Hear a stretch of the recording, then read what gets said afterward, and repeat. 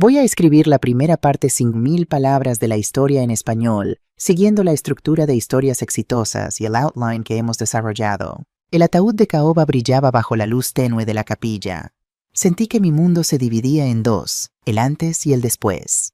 40 años de matrimonio terminaban mientras veía a Miguel inmóvil vestido con su traje favorito. Mi nombre es Carmen Varela, tengo 58 años y acabo de perder al amor de mi vida. Miguel Fuentes no solo fue mi esposo, sino el pilar de nuestra familia y un empresario respetado en Madrid. Sus estaciones de servicio se extendían por toda la región, pero pocos sabían de sus otras inversiones. La capilla estaba llena. Gente que conocía gente que apenas había visto, proveedores de las gasolineras, empleados antiguos, vecinos y hasta esa prima lejana que solo aparece cuando hay comida gratis. Y en medio de todos ellos, mi hijo Alejandro con su traje negro mal ajustado y ojos enrojecidos. A su lado estaba ella, Lucía Mendoza. Lucía con su cabello liso, perfectamente peinado, tacones altos, incluso en un funeral maquillaje discreto pero calculado. Sostenía la mano de Alejandro con una firmeza que me incomodó desde el principio. No era el gesto de quien consuela, era el gesto de quien marca territorio. Llevaban 8 meses saliendo. Yo apenas la conocía. Pero ese día, mientras las personas desfilaban ante el ataúd susurrando condolencias vacías, la vi haciendo algo extraño. No observaba a Miguel, no me observaba a mí, sino que estudiaba el ambiente, las coronas de flores caras, las tarjetas de empresarios importantes, el movimiento de la funeraria, como si estuviera calculando. Cuando todos comenzaron a dispersarse hacia el salón donde servían café, sentí una mano firme en mi hombro. «Doña Carmen, necesito hablar con usted, a solas». Era Carlos Montero, abogado personal de Miguel durante más de 30 años. Cabello canoso, gafas de montura dorada, expresión grave. Nos alejamos a un rincón discreto, lejos de miradas curiosas. Me entregó un sobre grueso sellado con cera roja. El nombre Carmen estaba escrito a mano con la letra firme de Miguel. Me pidió que se lo entregara personalmente. Únicamente a usted en sus propias manos. Dijo que era urgente y que usted entendería por qué. Mi corazón se aceleró. Sostuve el sobre con ambas manos sintiendo su peso. «¿Qué es esto?» Carlos bajó aún más la voz. «El testamento completo y una carta personal que escribió 3 meses antes de morir. Estaba enfermo, Carmen. Sabía que su tiempo se acababa y me pidió que la protegiera. Regresé a casa en un estado de shock que ni el calmante para el dolor podía anestesiar. Alejandro se ofreció a quedarse, pero me negué. Necesitaba estar sola. Lucía me miró fijamente cuando dije que no, como si intentara leer algo en mi rostro. Cerré la puerta con llave, encendí la lámpara del despacho de Miguel, esa habitación que olía a cuero y a tabaco de pipa que él ya no fumaba desde el enfisema, y abrí el sobre. La carta estaba encima. Las primeras líneas me dejaron sin aliento. «Carmen, mi amor, si estás leyendo esto es porque no tuve el valor de decirte en vida lo que debería haber dicho. Ahora descubrirás que te he dejado una fortuna que construí en silencio. Son 5 millones de euros en propiedades, empresas, inversiones y terrenos. Pero más importante que el dinero, te dejo una advertencia: protégete. No todos los que te rodean te aman por quien eres. Algunos ya han olfateado lo que tenía y tratarán de quitártelo. Confía en Carlos y en tu instinto. Siempre fuiste más fuerte de lo que creías». Mis manos temblaban tanto que tuve que apoyar la carta en la mesa. 5 millones de euros. Siempre supe que Miguel era exitoso, pero esto era impensable. Leí el testamento 3 veces. Estaba todo allí, las estaciones de servicio 12 en total, los terrenos que compró cuando nadie quería esas zonas, las inversiones en fondos inmobiliarios, la finca en Andalucía, todo a nombre de un holding que ni siquiera sabía que existía. Y todo, absolutamente todo, con mi nombre como beneficiaria principal y única administradora. Alejandro estaba listado como heredero, sí, pero con una cláusula que me heló la sangre. En caso de que mi hijo contraiga matrimonio dentro de los 2 años siguientes a mi fallecimiento con persona que demuestre interés prioritariamente financiero o mercenario, él mismo recibirá únicamente el 8% de la herencia total hasta cumplir 40 años. El resto permanecerá en usufructo vitalicio con mi esposa Carmen, quien decidirá sobre la liberación gradual conforme a su evaluación de madurez y carácter. Miguel lo sabía. De alguna forma él sabía. Me senté en su sillón de cuero marrón gastado en los brazos y abracé el relicario de bronce que guardaba sobre el escritorio. Era una pieza antigua pesada con detalles en relieve de hojas de parra. Dentro Miguel guardaba la foto del día de nuestra boda, yo con 26 años, vestido sencillo, sonrisa tímida. Él con 28, corbata torcida, mirada enamorada. Lloré hasta quedarme sin lágrimas. Y entonces tomé una decisión. No le contaría a nadie. Todavía no. Algo en la mirada de Lucía en el velorio, algo en las preguntas casuales que hacía sobre los negocios de Miguel, sobre cómo organizaba las cosas. Algo me decía que ella ya sabía algo. Y si lo sabía, necesitaba descubrir cuánto sabía y qué pretendía hacer. El lunes siguiente al entierro, Alejandro me llamó. Su voz sonaba extraña, sin la emoción que esperaría de un hijo que acaba de perder a su padre. Mamá Lucía pregunta si vas a necesitar vender la casa. Ella trabaja en el banco, puede ayudarte con financiación si quieres algo más pequeño. Me quedé helada. Alejandro, ¿por qué está preguntando eso? Ah, mamá, es solo preocupación. Ya sabes, una mujer sola, casa grande. No era preocupación, era estrategia, y yo tenía la certeza de que la guerra apenas comenzaba. Esa tarde me reuní nuevamente con Carlos en su despacho en el centro de Madrid. Le conté sobre la llamada y mis sospechas. Carlos, necesito entender algo. ¿Cómo podría Lucía saber de la fortuna de Miguel? Él siempre fue tan discreto. Carlos se quitó las gafas y frotó el puente de su nariz. Discreto sí, pero no invisible. Miguel tenía participación en 12 estaciones de servicio. Eso está registrado en el registro mercantil. Cualquiera con acceso al sistema puede consultarlo. Pero no se necesita autorización, se necesita. A menos que trabajes en un banco, especialmente en el departamento correcto. Mi sangre se heló. Lucía trabaja en un banco en el departamento de herencias y grandes fortunas. Lo comprobé. Carlos me miró con esa expresión de quien va a dar una mala noticia. Carmen, ella tiene acceso al historial financiero de cualquier persona que tenga cuenta en ese banco. Y Miguel la tenía. Sentí que la habitación giraba. ¿Estás diciendo que investigó a Miguel? Estoy diciendo que tuvo acceso a información privilegiada y la usó. Fue en ese momento cuando todo encajó: las preguntas casuales de Lucía, el interés repentino por Alejandro, la boda relámpago que ya estaban planeando. Miguel estuvo enfermo durante 2 años, Carmen. Se trataba en Barcelona. Eso también está en los registros del seguro médico. Cualquier persona con acceso al sistema podría verlo. Sentí náuseas. Lucía había casado a mi hijo. Había olfateado la herencia como un buitre olisquea carroña. Y Alejandro, ingenuo, enamorado, vulnerable, con la muerte de su padre aproximándose, fue la presa perfecta. Necesito pruebas. Necesito mostrarle a Alejandro quién es ella realmente. Carmen, esto no será fácil. Está casado, enamorado, o al menos cree estarlo. Un hombre enamorado no escucha a nadie. Entonces, ¿qué hago? Me quedo aquí esperando a que ella lo tome todo. Carlos respiró hondo. Haces lo que Miguel te enseñó, proteges lo que es tuyo, y esperas a que ella cometa un error porque la gente codiciosa siempre lo hace. 3 meses después del funeral, mi hijo anunció que iba a casarse. Debí haber visto las señales, todas ellas. Pero una siempre cree que conoce a sus propios hijos.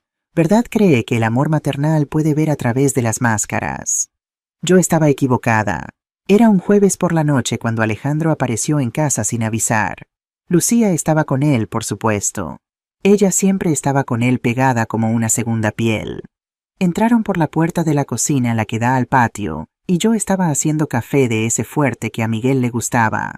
Todavía lo hacía por costumbre, aun sabiendo que nadie más lo bebería conmigo. Mamá, siéntate, tenemos que hablar contigo. El tono era demasiado serio, demasiado formal. Alejandro acercó una silla para Lucía antes de sentarse él mismo. Ella alisó su falda, siempre esas ropas de oficina, nunca nada relajado, nunca nada que pareciera real. Hemos decidido casarnos. El mundo no se detuvo, no hubo música dramática, pero algo dentro de mí se derrumbó muy despacio, como una pared con termitas que finalmente cede. Casarse, Alejandro, ¿cuánto tiempo lleváis juntos? 8 meses, 9, corrigió Lucía sonriendo. Esa sonrisa medida, ensayada, que nunca llegaba a sus ojos. Y cuando sabes que es la persona correcta, ¿para qué esperar? Miré a mi hijo. Busqué en él al niño que lloró en mi regazo cuando murió su perro, al adolescente que tenía miedo de conducir, al hombre que 3 meses atrás sostuvo mi mano en el entierro de su padre y dijo que nunca me dejaría sola. ¿Dónde estaba ese hombre? Hijo, ¿no crees que es muy rápido apenas os conocéis? Mamá, tengo 35 años, no soy un niño. La brusquedad en su voz me cortó. Lucía puso su mano sobre la de él encima de la mesa. Gesto de posesión de control. Doña Carmen, entiendo su preocupación, pero Alejandro y yo nos complementamos. Y mire, se inclinó hacia adelante voz melosa. Después de todo lo que pasó con don Miguel, creemos que es importante valorar el tiempo que tenemos. La vida es corta, ¿no es cierto? Usó la muerte de mi marido como argumento para una boda relámpago. Usó mi dolor como excusa. Y Alejandro no vio nada malo en eso. ¿Y cuándo sería? El mes que viene, respondió Lucía antes de que Alejandro pudiera abrir la boca. Una ceremonia íntima, solo familia cercana y algunos amigos. Nada demasiado grande. Íntima, rápida, discreta, todas las palabras equivocadas. Ofrecí pagar la boda. Era lo mínimo que haría una madre incluso con el corazón encogido. Lucía agradeció con esa sonrisa de siempre, pero dijo que ya lo tenían todo planeado. Ya en menos de una semana desde que decidieron. Pregunté por el vestido, por el catering, por las invitaciones. Ella evitó cada pregunta con respuestas vagas.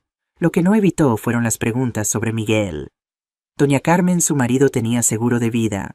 Lucía. Alejandro pareció avergonzado finalmente. No, amor, es una pregunta normal. Su madre necesita organizarse. Imagino que dejó algo, ¿verdad? Las estaciones de servicio. Mi sangre se enfrió. Fingí naturalidad. Dejó la casa y una pequeña pensión. Nada especial. Miguel siempre fue discreto con el dinero. Vi el brillo en sus ojos. No era de satisfacción, era de frustración, como si yo hubiera dado la respuesta incorrecta. Como si supiera que estaba mintiendo. Ah, entiendo. Es que Alejandro comentó que su padre tenía bastantes terrenos. Vendió la mayoría hace años. Mentí con la cara más limpia del mundo. Y me di cuenta de que me estaba volviendo buena en esto. En los días siguientes, Lucía comenzó a aparecer más siempre con excusas. Vine a traerle unas revistas de bodas para que vea. Vine a medir el salón para saber cuántas personas caben. Vine a buscar ese álbum de fotos antiguo de Alejandro. Pero lo que realmente hacía era observar. Miraba los muebles, los cuadros, abría cajones sin querer. Preguntaba por documentos, por el inventario. ¿El abogado ya inició el inventario, doña Carmen? Todavía no. Esas cosas llevan tiempo. Es verdad, pero no deje pasar mucho tiempo. Si no, todo queda atrapado en la burocracia. Yo trabajo en el banco, entiendo de estas cosas. Puedo recomendarle un buen abogado. Ya tengo abogado, el mismo de Miguel. Vi su mandíbula tensarse. Sonrisa forzada. Ah, sí, claro. La boda se fijó para 3 semanas después. 3 semanas. Tiempo suficiente para hacer invitaciones impresas y encargar un pastel. Tiempo insuficiente para conocer a quién estás eligiendo para compartir el resto de tu vida. Pero Alejandro estaba radiante, o parecía estarlo. Cada vez que lo miraba profundamente a los ojos veía algo extraño, cansancio, ansiedad. Estaba más delgado, se mordía las uñas, cosa que no hacía desde niño. Cuando le preguntaba si todo estaba bien, cambiaba de tema. Solo estrés por la boda, mamá. Es normal. Normal era la palabra que Lucía más usaba como un mantra, como si repetirla 1000 veces hiciera que todo eso se convirtiera en verdad. La boda ocurrió un sábado lluvioso de abril. Ceremonia pequeña en una capilla, recepción en un salón sencillo. Lucía estaba hermosa, no voy a mentir. Vestido off-white, ajustado, elegante, pero era una belleza fría, calculada. Entró sola, sin padre, sin madre. Cuando le pregunté sobre su familia, dijo que su madre vivía lejos y no había podido venir. Me extrañó, pero no insistí. Durante la fiesta conocí a Pilar Mendoza, la madre de Lucía. Delgada, ojos afilados, boca fina. Apareció sin avisar, dijo que había conseguido un vuelo de última hora. Pero la forma en que Lucía se tensó cuando ella llegó me dijo otra cosa. No quería que su madre estuviera allí. Pilar se acercó a mí cerca de la mesa de dulces, copa de champán en mano. Así que usted es la suegra Carmen, Sí, un placer. El placer es mío. Mi hija me ha hablado mucho de usted. Pausa. Ese tipo de pausa que lleva veneno. Y de la situación. ¿Situación? Quedarse viuda tan de repente debe ser difícil. Y ahora con Alejandro casándose, imagino que usted querrá vivir sola, ¿no? Casa grande, mucha responsabilidad. De nuevo esa conversación. De nuevo la insinuación. Mi casa, mi espacio, mi vida. No pienso mudarme. Pilar soltó una risita corta. Pero una nunca sabe lo que traerá el mañana, ¿verdad? A veces es mejor simplificar, vender las cosas, organizar la vida. Se inclinó voz baja, conspiradora. Especialmente cuando hay herencia de por medio. Esas cosas complican. Sabe mejor resolver pronto. Sentí que el suelo desaparecía bajo mis pies. Ellas sabían. No sé cómo, no sé desde cuándo, pero sabían. Miré a Alejandro al otro lado del salón. Estaba riendo por algo que decía un amigo, pero la risa no llegaba a sus ojos. Lucía estaba pegada a él, y Pilar estaba a mi lado oliendo la sangre. Esa noche, cuando volví a la casa vacía, abracé el relicario de bronce de Miguel y susurré a su foto. Tenías razón en todo. Y fue en esa noche que decidí si ellas querían jugar, yo aprendería las reglas, pero jugaría para ganar. Porque no tenían idea de con quién se estaban metiendo. Pero lo peor estaba por venir. Cuando llamaron a mi puerta unos días después, comprendí que había subestimado de lo que Lucía era capaz. Fue el lunes siguiente a la boda cuando mi vida se convirtió en una pesadilla. Estaba en el despacho de Miguel limpiando el relicario de bronce con un paño suave. Ese objeto era una de las pocas cosas que me traían paz. El peso en la mano, el brillo del metal bajo la luz de la mañana, la foto de nosotros dos allí dentro. Era como si Miguel todavía estuviera conmigo recordándome que me mantuviera firme. La casa estaba en silencio, ese silencio pesado de quien vive sola y aún no se ha acostumbrado. Acababa de preparar café cuando sonó el timbre. No esperaba visitas. Miré por la mirilla y sentí que el estómago se me revolvía. Lucía, pero no estaba sola. Junto a ella un hombre de traje gris impecable, maletín de cuero en mano, postura erguida. Abogado. Conocía la especie. Abrí la puerta despacio. Doña Carmen, buenos días. Lucía sonrió. Esa sonrisa. Disculpe por aparecer sin avisar, pero es importante. Este es el doctor Fernando Aguilar. Necesita hablar con usted. Mi corazón se aceleró, pero mantuve el rostro neutral. ¿Sobre qué? El hombre dio un paso adelante extendiendo la mano. Apretón firme, calculado, frío. Carmen, soy abogado especialista en derecho sucesorio. He sido contratado por la señora Lucía para tratar asuntos relacionados con la herencia dejada por el señor Miguel Fuentes. Asuntos gerencia. Las palabras flotaron en el aire como cuchillos. No entiendo. ¿Qué asuntos? Lucía entró sin ser invitada. Simplemente pasó junto a mí el doctor Aguilar detrás de ella. Cerré la puerta con mano temblorosa. ¿Podemos sentarnos? Lucía ya se estaba acomodando en el sofá del salón, cruzando las piernas, sacando un pañuelo de su bolso para limpiar delicadamente la comisura de sus labios. Teatral, ensayado. El doctor Aguilar abrió su maletín de cuero y sacó un documento.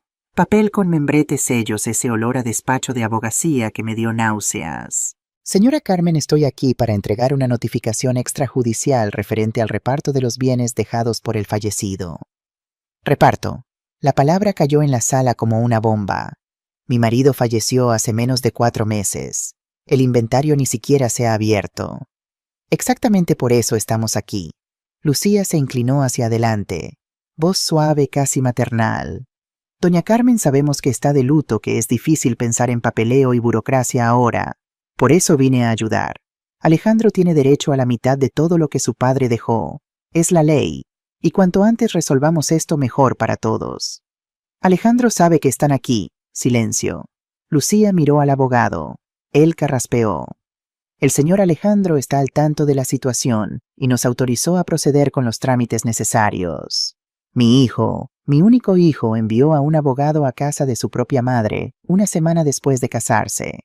¿Qué trámites? El doctor Aguilar comenzó a leer el documento con esa voz monótona de quien recita leyes.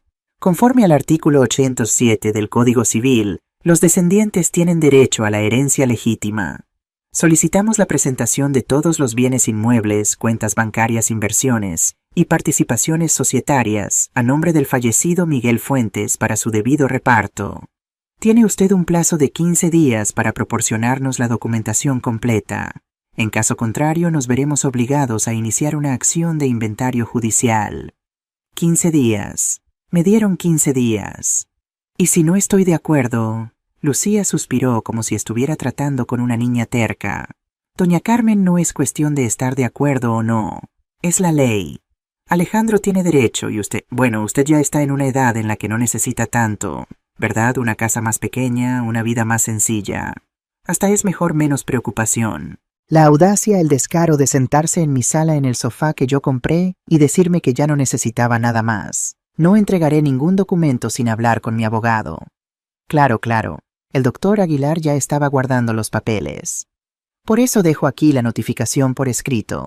Tiene 15 días hábiles. De lo contrario, lamentablemente tendremos que judicializar la cuestión.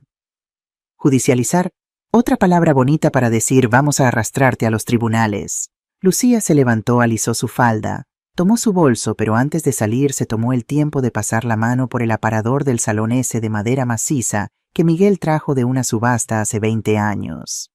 Bonita pieza, debe valer bastante. No, bueno, todo esto tendrá que ser tasado también. Estaba inventariando mi casa con los ojos mentalmente poniendo precio a cada objeto, a cada recuerdo, a cada pedazo de mi vida. Cuando la puerta se cerró, mis piernas cedieron. Me senté en el suelo del salón apoyada contra el sofá y dejé que la notificación cayera en mi regazo. ¿Cómo lo sabía? ¿Cómo lo sabía? Miguel era discreto. Nadie conocía la extensión de su fortuna, ni los empleados más antiguos ni los parientes lejanos que aparecieron en el velorio. Yo misma solo descubrí después de su muerte. Pero Lucía sabía, y no solo sabía que había dinero, sabía que había mucho dinero. Si no, no habría contratado un abogado caro, no habría venido con amenazas de judicialización, no tendría este plan tan bien orquestado. Tomé el teléfono con mano temblorosa y llamé a Alejandro. Sonó 5 veces antes de que atendiera. Hola. Alejandro, has mandado un abogado a mi casa. Pausa, demasiado larga. Mamá, fue Lucía. Dijo que era mejor resolver pronto lo del inventario. Lo del inventario, Alejandro, soy tu madre. Mandas a un extraño a mi puerta a amenazarme con un proceso.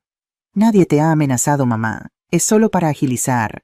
Lucía trabaja en esto. Ella entiende. Ella entiende. Se casó contigo hace una semana y ya está queriendo coger lo que no es suyo. No es suyo, es mío. Su voz se elevó. Nunca había oído a Alejandro gritarme. Es mi herencia, mi derecho, y tú no puedes estar escondiendo las cosas de papá solo porque... ¿Escondiendo? Mi voz se quebró. Tu padre acaba de morir, Alejandro. Acabo de enterrar al hombre de mi vida. Y tú no puedes esperar ni 4 meses para venir con abogados detrás del dinero. Lucía dice que puedes estar transfiriendo cosas, que es común que las viudas hagan eso para no repartir. Lucía dice. Así que crees más en ella, a quien conoces desde hace menos de 1 año, que en mí. En tu madre, silencio. Mamá, solo quiero lo que es mío. Y colgó. Me quedé sentada en el suelo del salón no sé cuánto tiempo.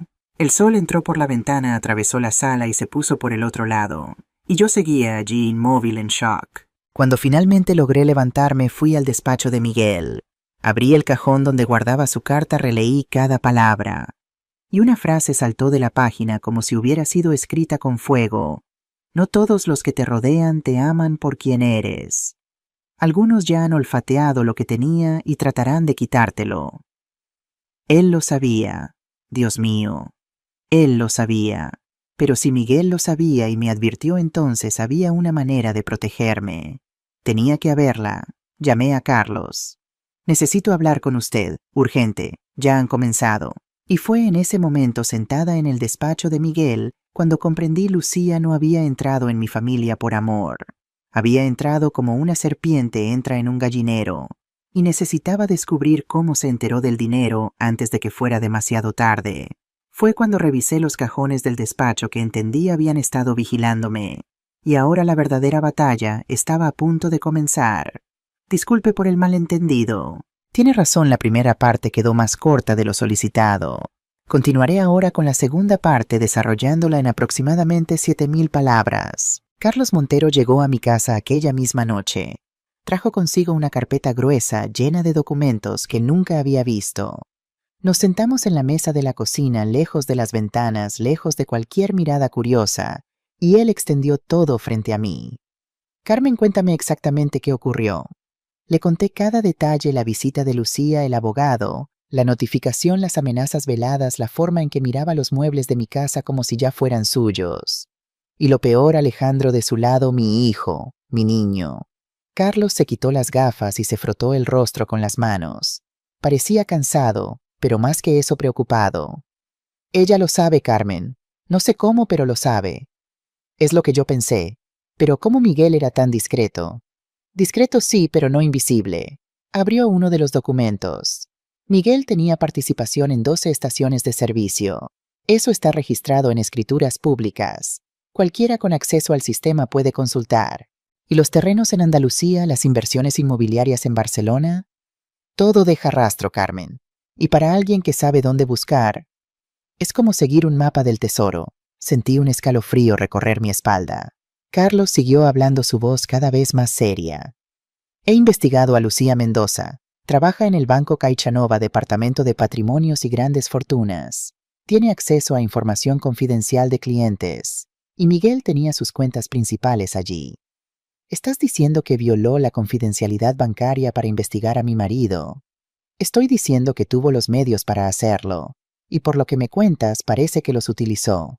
Me mostró unos documentos más: propiedades, terrenos, cuentas de inversión.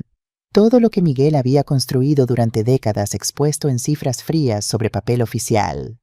Carmen, no voy a mentirte. La situación es seria. Lucía ha estado planeando esto durante meses. No es casualidad que apareciera en la vida de Alejandro justo cuando Miguel enfermó gravemente. Fue calculado. Tengo que hacer algo, Carlos. No puedo permitir que se salga con la suya. Él asintió lentamente. Lo haremos, pero necesitamos ser más inteligentes que ella. No podemos atacar de frente, no ahora. Necesitamos pruebas concretas de sus intenciones. Esa noche no dormí. Me quedé despierta en la cama que había compartido con Miguel durante 40 años, pensando en cómo una extraña había entrado en nuestras vidas y estaba destruyendo todo lo que habíamos construido. Al día siguiente recibí una llamada de Alejandro. Mamá Lucía quiere invitarte a cenar mañana, en nuestra casa. Su voz sonaba tensa, como si alguien le estuviera dictando qué decir. ¿Vuestra casa? No pude evitar el tono amargo. ¿La que comprasteis con qué dinero exactamente? Mamá, por favor. Es una cena de familia, para arreglar las cosas. Quería negarme. Cada fibra de mi ser gritaba que era una trampa. Pero Carlos me había advertido: necesitábamos seguir su juego al menos por ahora. ¿A qué hora? A las 8. Te mando la dirección por mensaje. La dirección resultó ser un apartamento en una de las zonas más exclusivas de Madrid. Un piso que estaba segura costaba al menos 900.000 euros. Demasiado para un profesor universitario como mi hijo y una empleada bancaria incluso de nivel gerencial. Llegué puntualmente a las 8. El edificio tenía portero, jardines inmaculados, ascensor con espejos. El tipo de lugar que Miguel y yo soñamos cuando éramos jóvenes, pero que nunca priorizamos. Él prefería invertir en el negocio. Yo prefería invertir en la familia. Lucía abrió la puerta, perfectamente arreglada como siempre. Vestido caro, joyas discretas, pero caras, maquillaje impecable. Esa máscara de cordialidad que ya no me engañaba. Doña Carmen, pase, por favor. Qué elegante está. El apartamento era exactamente lo que esperaba, decorado con ese estilo minimalista que parece sacado de una revista, muebles caros, obras de arte abstractas en las paredes. Nada personal, nada cálido. Como la propia Lucía, Alejandro estaba en la sala visiblemente nervioso. Junto a él, para mi sorpresa, Pilar Mendoza y un hombre de unos 50 años que no conocía. Mamá, te presento al doctor Eduardo Salgado. Es abogado también. Otro abogado, por supuesto. La cena fue un ejercicio de tensión apenas disimulada. Lucía sirvió un plato principal que claramente había encargado a algún servicio de catering, fingiendo habilidades culinarias que estaba segura no poseía. Pilar me observaba como un halcón, y el doctor Salgado tomaba notas mentales de cada palabra que decía. Fue después del postre cuando comenzó el verdadero propósito de la velada. Carmen, dijo Pilar usando mi nombre sin el doña por primera vez. Hemos pensado que esta situación del inventario se está volviendo innecesariamente complicada. Situación, tomé un sorbo de agua manteniendo la calma. No sabía que cumplir la ley fuera una situación. Lo que Pilar quiere decir, intervino el doctor Salgado, es que hay maneras más amigables de resolver esto. Sin tribunales. Estoy de acuerdo. Por eso contraté a Carlos Montero, el abogado de mi difunto esposo, para que maneje todo conforme a la ley. Lucía intercambió una mirada con su madre. Vi irritación, impaciencia. Mamá, intervino Alejandro, el problema es que el doctor Montero está, demorando todo. Demorando, tu padre está muerto hace apenas 4 meses. Los procesos legales llevan tiempo. Tiempo durante el cual, dijo Lucía con voz suave pero firme, los bienes podrían estar siendo reorganizados.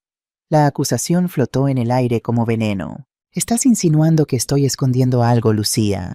No insinúo nada, doña Carmen. Solo digo que según mi experiencia profesional, muchas viudas suelen proteger lo que consideran suyo incluso por encima de los derechos legítimos de los hijos.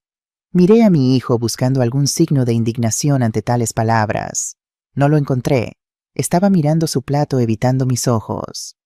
Doctor Salgado, dije volviéndome hacia el abogado, ¿está usted familiarizado con el Código Civil Español, específicamente con las cláusulas testamentarias condicionales? El abogado parpadeó sorprendido por mi pregunta técnica. Por supuesto que sí. Entonces sabrá que un testador puede establecer condiciones para la herencia siempre que no sean contrarias a la ley. En efecto, pero hay límites. La legítima no puede ser... Mi marido dejó un testamento, le interrumpí. Un testamento legal registrado y notariado, con condiciones específicas. El silencio cayó sobre la mesa como una losa. Lucía se tensó visiblemente. Pilar entrecerró los ojos. Alejandro me miró por primera vez esa noche con confusión en su rostro. ¿Qué condiciones, mamá? Tu padre era un hombre inteligente, Alejandro, y preocupado por tu bienestar, no solo por tu bienestar financiero. Lucía se levantó de repente casi tirando su copa de vino. Esto es ridículo. Ahora aparece un testamento misterioso, justo cuando estamos reclamando lo que es legítimamente de Alejandro. No es misterioso en absoluto. Está registrado en la notaría de Martínez Echevarría. El notario tiene una copia, Carlos Montero tiene otra, y yo tengo la tercera. Era mi primera contraofensiva. No había planeado revelar la existencia del testamento esa noche, pero la arrogancia de Lucía me empujó a adelantar mis cartas. Necesitaba ver su reacción. Y la vi. Por un segundo, un breve segundo, la máscara cayó. Vi pánico, ira, cálculo frenético. Alejandro es hijo único, dijo Pilar recuperándose primero. Tiene derecho a la legítima independientemente de lo que diga ese supuesto testamento. La legítima sí, que son 2/3 del patrimonio, pero el tercio de libre disposición es exactamente eso, libre, y hay condiciones para cuándo y cómo se entrega la legítima. Condiciones que se pueden impugnar. Intervino el doctor Salgado, pero noté inseguridad en su voz. Por supuesto, en los tribunales, con todas las pruebas expuestas, públicamente. Lancé la última palabra como un dardo, y dio en el blanco. Lucía palideció. La palabra públicamente la aterrorizaba. Alguien con tanto que esconder teme a la luz pública más que nada. Me levanté recogiendo mi bolso. Ha sido una cena ilustrativa. Gracias por la invitación. Ahora, si me disculpan, tengo asuntos que atender con mi abogado. Alejandro se levantó también, confusión evidente en su rostro. Mamá, ¿qué dice exactamente ese testamento? ¿Por qué no me lo habías dicho? Pregúntale a tu esposa, respondí. Parece saber mucho sobre asuntos legales y patrimoniales. Salí de aquel apartamento con la cabeza alta, pero en cuanto las puertas del ascensor se cerraron, me apoyé contra la pared temblando. La adrenalina abandonaba mi cuerpo dejándome exhausta. Había lanzado el guante. La guerra estaba oficialmente declarada. Esa noche, al volver a casa, encontré la puerta de la entrada ligeramente abierta. Estaba segura de haberla cerrado con llave. Entré con cautela encendiendo todas las luces. Nada parecía fuera de lugar, pero sentí esa inquietante sensación de que alguien había estado allí. El perfume de Lucía flotaba en el aire casi imperceptible pero inconfundible. Fui directamente al despacho de Miguel. El cajón donde guardaba el testamento estaba cerrado, pero cuando lo abrí supe de inmediato que alguien había estado revisando los documentos. Estaban ordenados de manera ligeramente diferente, casi imperceptible, para cualquiera que no fuera yo. Llamé a Carlos de inmediato. Han entrado en mi casa. Han estado revisando los documentos de Miguel. ¿Tienes alarma cámaras? No. Instálalas mañana mismo. Y Carmen, ten cuidado. Esto ya no es solo sobre dinero. Es sobre desesperación. Al día siguiente contraté a una empresa de seguridad. Instalaron un sistema de alarma completo y cámaras discretas en puntos estratégicos de la casa. El técnico, un hombre mayor con expresión comprensiva, me dio un consejo mientras terminaba la instalación. Señora, no sé qué problemas tiene, pero he visto esa mirada antes. Si hay alguien peligroso en su vida, quizás debería considerar contratar seguridad personal. Tan asustada parezco. No es miedo lo que veo en sus ojos, señora. Es determinación. Pero a veces la determinación nos hace subestimar los riesgos. Sus palabras resonaron en mí. Lucía y su madre eran capaces de allanar mi casa. ¿De qué más serían capaces? Decidí que necesitaba ayuda adicional. Carlos me recomendó a Elena Domínguez, una ex policía reconvertida en investigadora privada. Quedamos en una cafetería discreta lejos de mi barrio. Elena tenía unos 50 años, cabello corto, teñido de castaño, ojos perspicaces, que parecían evaluar todo y a todos. Vestía con sencillez práctica, pantalones, camisa, chaqueta, donde sospechaba podría ocultar un arma. Carlos me ha puesto al tanto, dijo después de pedir un café. Su nuera parece una pieza de trabajo. ¿No tiene idea? Oh, creo que sí tengo idea. He visto esto antes, Carmen. Depredadores financieros. Se especializan en personas vulnerables, ancianos, viudas, herederos en momentos de crisis. Tienen un olfato especial para el dinero y la debilidad. Le conté todo, las sospechas iniciales, las preguntas insidiosas, la boda apresurada, las amenazas legales, el allanamiento de mi casa. Elena tomaba notas en una pequeña libreta, asintiendo ocasionalmente. Lo primero que necesitamos es establecer un patrón, dijo cuando terminé. Si Lucía ha hecho esto antes, habrá dejado rastros. Nadie es perfecto, ni siquiera los mejores estafadores. ¿Crees que encontraremos algo? Carmen, en mi experiencia, este tipo de personas no empiezan con estafas grandes. Comienzan pequeño, aprenden, se vuelven más audaces. Si Lucía está tras 5 millones de euros, te garantizo que no es su primer rodeo. Le entregué un sobre con fotos de Lucía, datos personales que había recopilado, direcciones anteriores que había logrado averiguar. Ten cuidado, le advertí. Es más inteligente de lo que parece. Elena sonrió, una sonrisa que no llegó a sus ojos. Siempre lo son, pero yo también. Mientras Elena investigaba el pasado de Lucía, yo decidí investigar su presente. Específicamente su trabajo en el banco. Me vestí con cuidado, un conjunto elegante pero no ostentoso, joyas discretas, maquillaje natural. La imagen perfecta de una viuda respetable de clase media alta. Me presenté en el Caixanova donde trabajaba Lucía, pidiendo hablar con un asesor de inversiones. Estoy considerando algunas opciones para mis ahorros, le dije al joven asesor que me atendió. Rodrigo, según su identificación. Mi esposo falleció recientemente y necesito reorganizar mis finanzas. Lo siento mucho, señora Varela. ¿Tiene alguna idea del tipo de inversión que le interesa? Conversamos sobre opciones conservadoras, fondos de inversión, depósitos a plazo. Todo muy convencional. Luego, como quien no quiere la cosa, comenté. Mi nuera trabaja en un banco, siempre me habla de inversiones, pero prefiero una segunda opinión. Una debe ser cuidadosa con el dinero a nuestra edad, ¿verdad? Por supuesto. ¿En qué banco trabaja su nuera? Aquí mismo, de hecho. Lucía Mendoza. ¿La conoce? El rostro del joven se transformó sutilmente. Una mezcla de reconocimiento y incomodidad. Ah, sí. Trabaja en banca patrimonial en la planta superior. Debe ser muy buena en su trabajo. Siempre habla de grandes clientes, inversiones importantes. Rodrigo se removió en su asiento, claramente incómodo. La señora Mendoza tiene una cartera de clientes selecta. ¿Y lleva mucho tiempo aquí? Parece muy joven para tener tanta responsabilidad. 3 años, creo. Vino de otro banco. ¿Cuál? No estoy seguro. Creo que trabajó en varios lugares antes. Es muy ambiciosa. Su tono me dijo más que sus palabras. Había algo allí, algo que no estaba diciendo. ¿Sabe, entre usted y yo? Bajé la voz inclinándome hacia él. A veces me preocupa que Lucía pueda ser demasiado agresiva con las inversiones. Mi hijo confía ciegamente en ella, pero yo me pregunto si siempre sigue todas las regulaciones. El joven palideció ligeramente. Miró alrededor asegurándose de que nadie nos escuchaba. Señora Varela, yo no debería decir esto, pero sea cautelosa. No puedo darle detalles, pero ha habido situaciones, consultas internas sobre prácticas cuestionables. ¿Qué tipo de prácticas? No puedo decir más. Solo proteja sus activos. Salí del banco con el corazón acelerado. Había encontrado una grieta en la armadura de Lucía. Las consultas internas que mencionó Rodrigo podrían significar que el banco estaba investigando a Lucía por conducta inapropiada.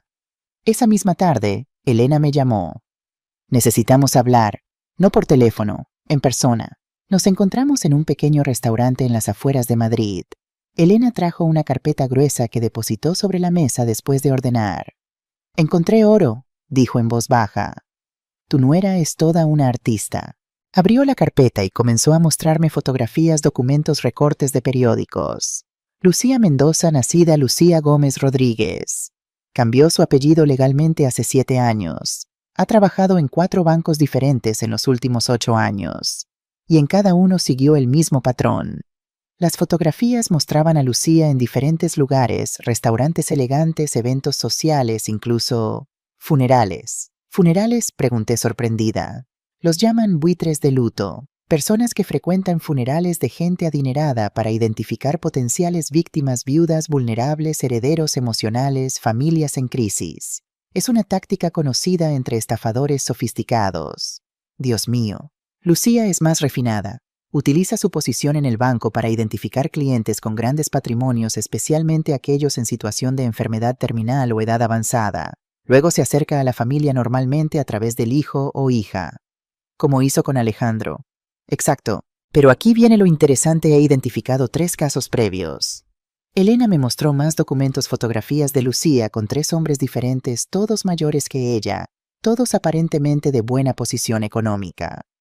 El primero, Rafael Jiménez, 58 años, dueño de una cadena de supermercados en Valencia, viudo reciente. Lucía trabajaba en su banco cuando su esposa falleció. Se hicieron amigos. 6 meses después, él le transfirió 300.000 euros para un proyecto de inversión. El proyecto nunca existió.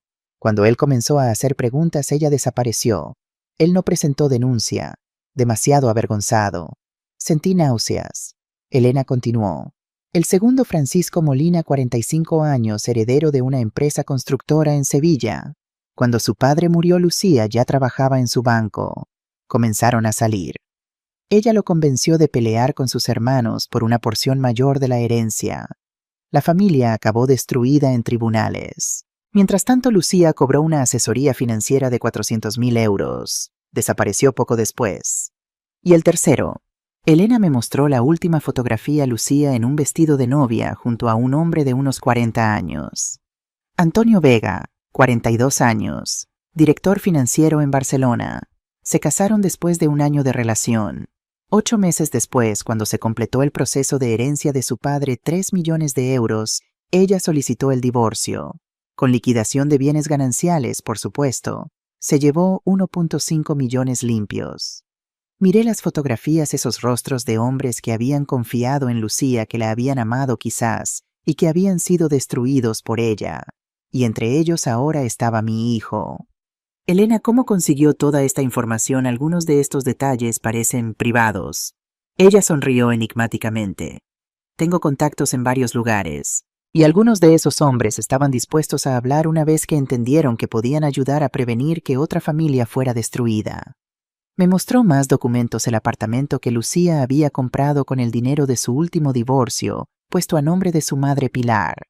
Transferencias bancarias sospechosas, hasta mensajes de texto interceptados.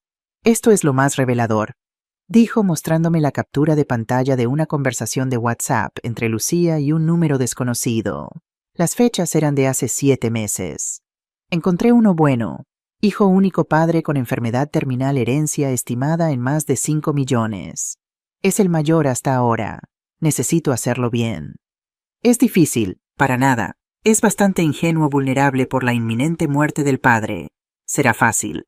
Sentí que el suelo se abría bajo mis pies. Estaba hablando de Alejandro, llamándolo ingenuo, vulnerable, reduciéndolo a una cifra, a una cuenta bancaria. ¿Cómo conseguiste estos mensajes? Mi voz apenas salió.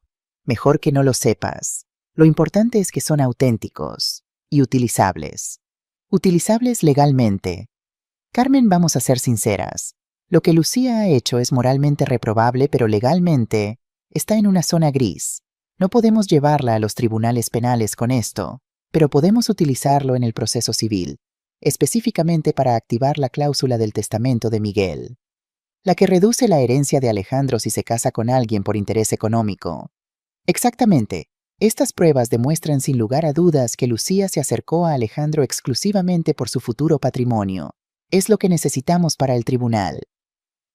Guardé todos los documentos cuidadosamente en mi bolso. Sentía una mezcla de triunfo y profundo dolor. Había encontrado las pruebas que necesitaba, pero cada una de ellas era una puñalada al corazón de mi hijo. ¿Qué hago ahora, Elena?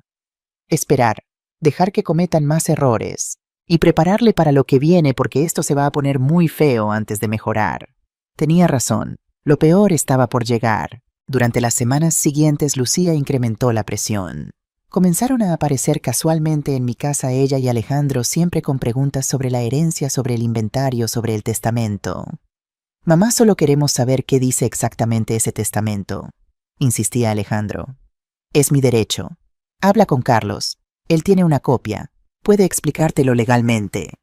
Ya lo intenté. Dice que necesita tu autorización. La tendrá cuando yo decida que es el momento adecuado. No era del todo cierto.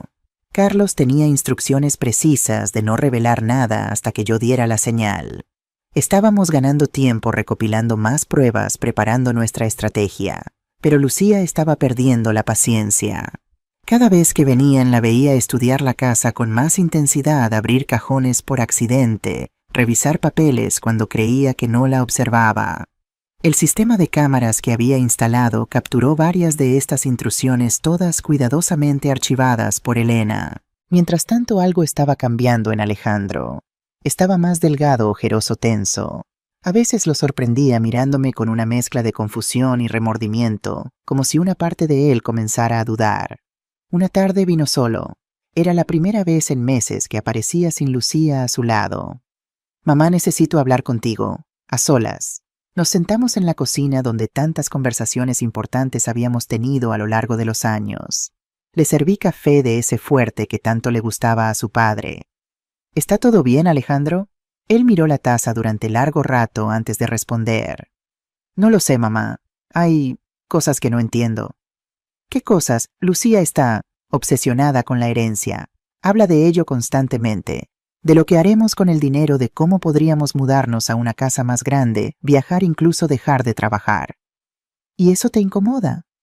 Papá siempre nos enseñó el valor del trabajo, del esfuerzo. No entiendo esta prisa, esta ansiedad por recibir la herencia. Quería abrazarlo, decirle toda la verdad, mostrarle las pruebas. Pero sabía que no estaba listo. Si le revelaba todo en ese momento, correría de vuelta. A Lucía le contaría todo. Y ella encontraría la manera de manipularlo nuevamente, de convencerlo de que yo estaba inventando todo por celos o amargura. Hijo, el dinero cambia a las personas. O más bien revela quiénes son realmente. ¿Estás insinuando que Lucía...? Dejó la frase a medias, incapaz de formular la terrible posibilidad. No estoy insinuando nada. Solo digo que hay razones por las que tu padre estableció ciertas condiciones en su testamento. Él quería protegerte. ¿Protegerme de qué? De mi propia esposa. De ti mismo, quizás. De decisiones apresuradas. Alejandro bebió su café en silencio, perdido en sus pensamientos. Finalmente se levantó. Tengo que irme. Lucía estará preguntándose dónde estoy. Alejandro, le tomé de la mano. Sabes que te quiero, ¿verdad? Que haría cualquier cosa por protegerte. Lo sé, mamá, pero ya soy un adulto. No necesito que me protejas. Se fue y sentí que había perdido una oportunidad. Quizás debía haber sido más directa, mostrarle algunas pruebas, pero mi instinto me decía que aún no era el momento. 2 días después recibí una llamada de Elena. Carmen, necesitas venir a mi oficina. Ahora. Su tono me alarmó. Cuando llegué la encontré frente a su computadora, rostro sombrío. ¿Qué ocurre? Lucía ha dado el siguiente paso. Giró la pantalla hacia mí. Era un documento legal, una solicitud de inventario judicial forzoso. Alejandro ha presentado una demanda contra ti. Están alegando ocultación de bienes y obstrucción del proceso sucesorio. Sentí como si me hubieran dado una bofetada física. Mi propio hijo me estaba llevando a los tribunales. Esto no puede ser verdad. Hablé con él hace 2 días. Estaba dudando. Y probablemente corrió a contárselo todo a Lucía. Ella debe haberse asustado al ver que Alejandro comenzaba a cuestionar las cosas. Decidió acelerar el proceso. ¿Cómo pudieron preparar esto tan rápido? Ya lo tenían listo, solo esperaban el momento adecuado. Me desplomé en la silla. A pesar de toda la investigación, de todas las pruebas, de toda mi preparación, esto me golpeó como nada lo había hecho antes. La traición final, la más dolorosa, mi hijo, mi único hijo, me estaba demandando. ¿Qué hacemos ahora? Ahora, dijo Elena con determinación, contraatacamos. Es hora de usar todo lo que tenemos. Llamamos inmediatamente a Carlos, quien se reunió con nosotras en menos de una hora. Revisamos la demanda detenidamente.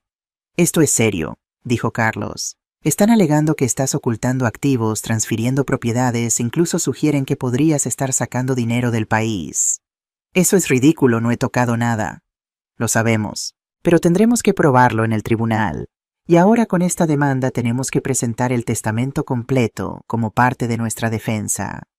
Lo que significa que la cláusula sobre matrimonios por interés económico saldrá a la luz, añadió Elena.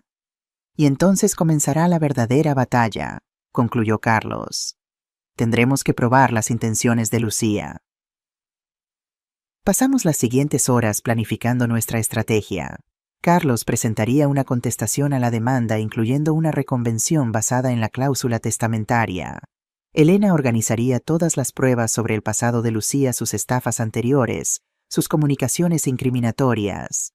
Mientras tanto, yo me sentía cada vez más aislada. La noticia de la demanda se había filtrado de alguna manera. Comencé a recibir llamadas de conocidos vecinos, incluso familiares lejanos, todos preguntando, juzgando, tomando partido.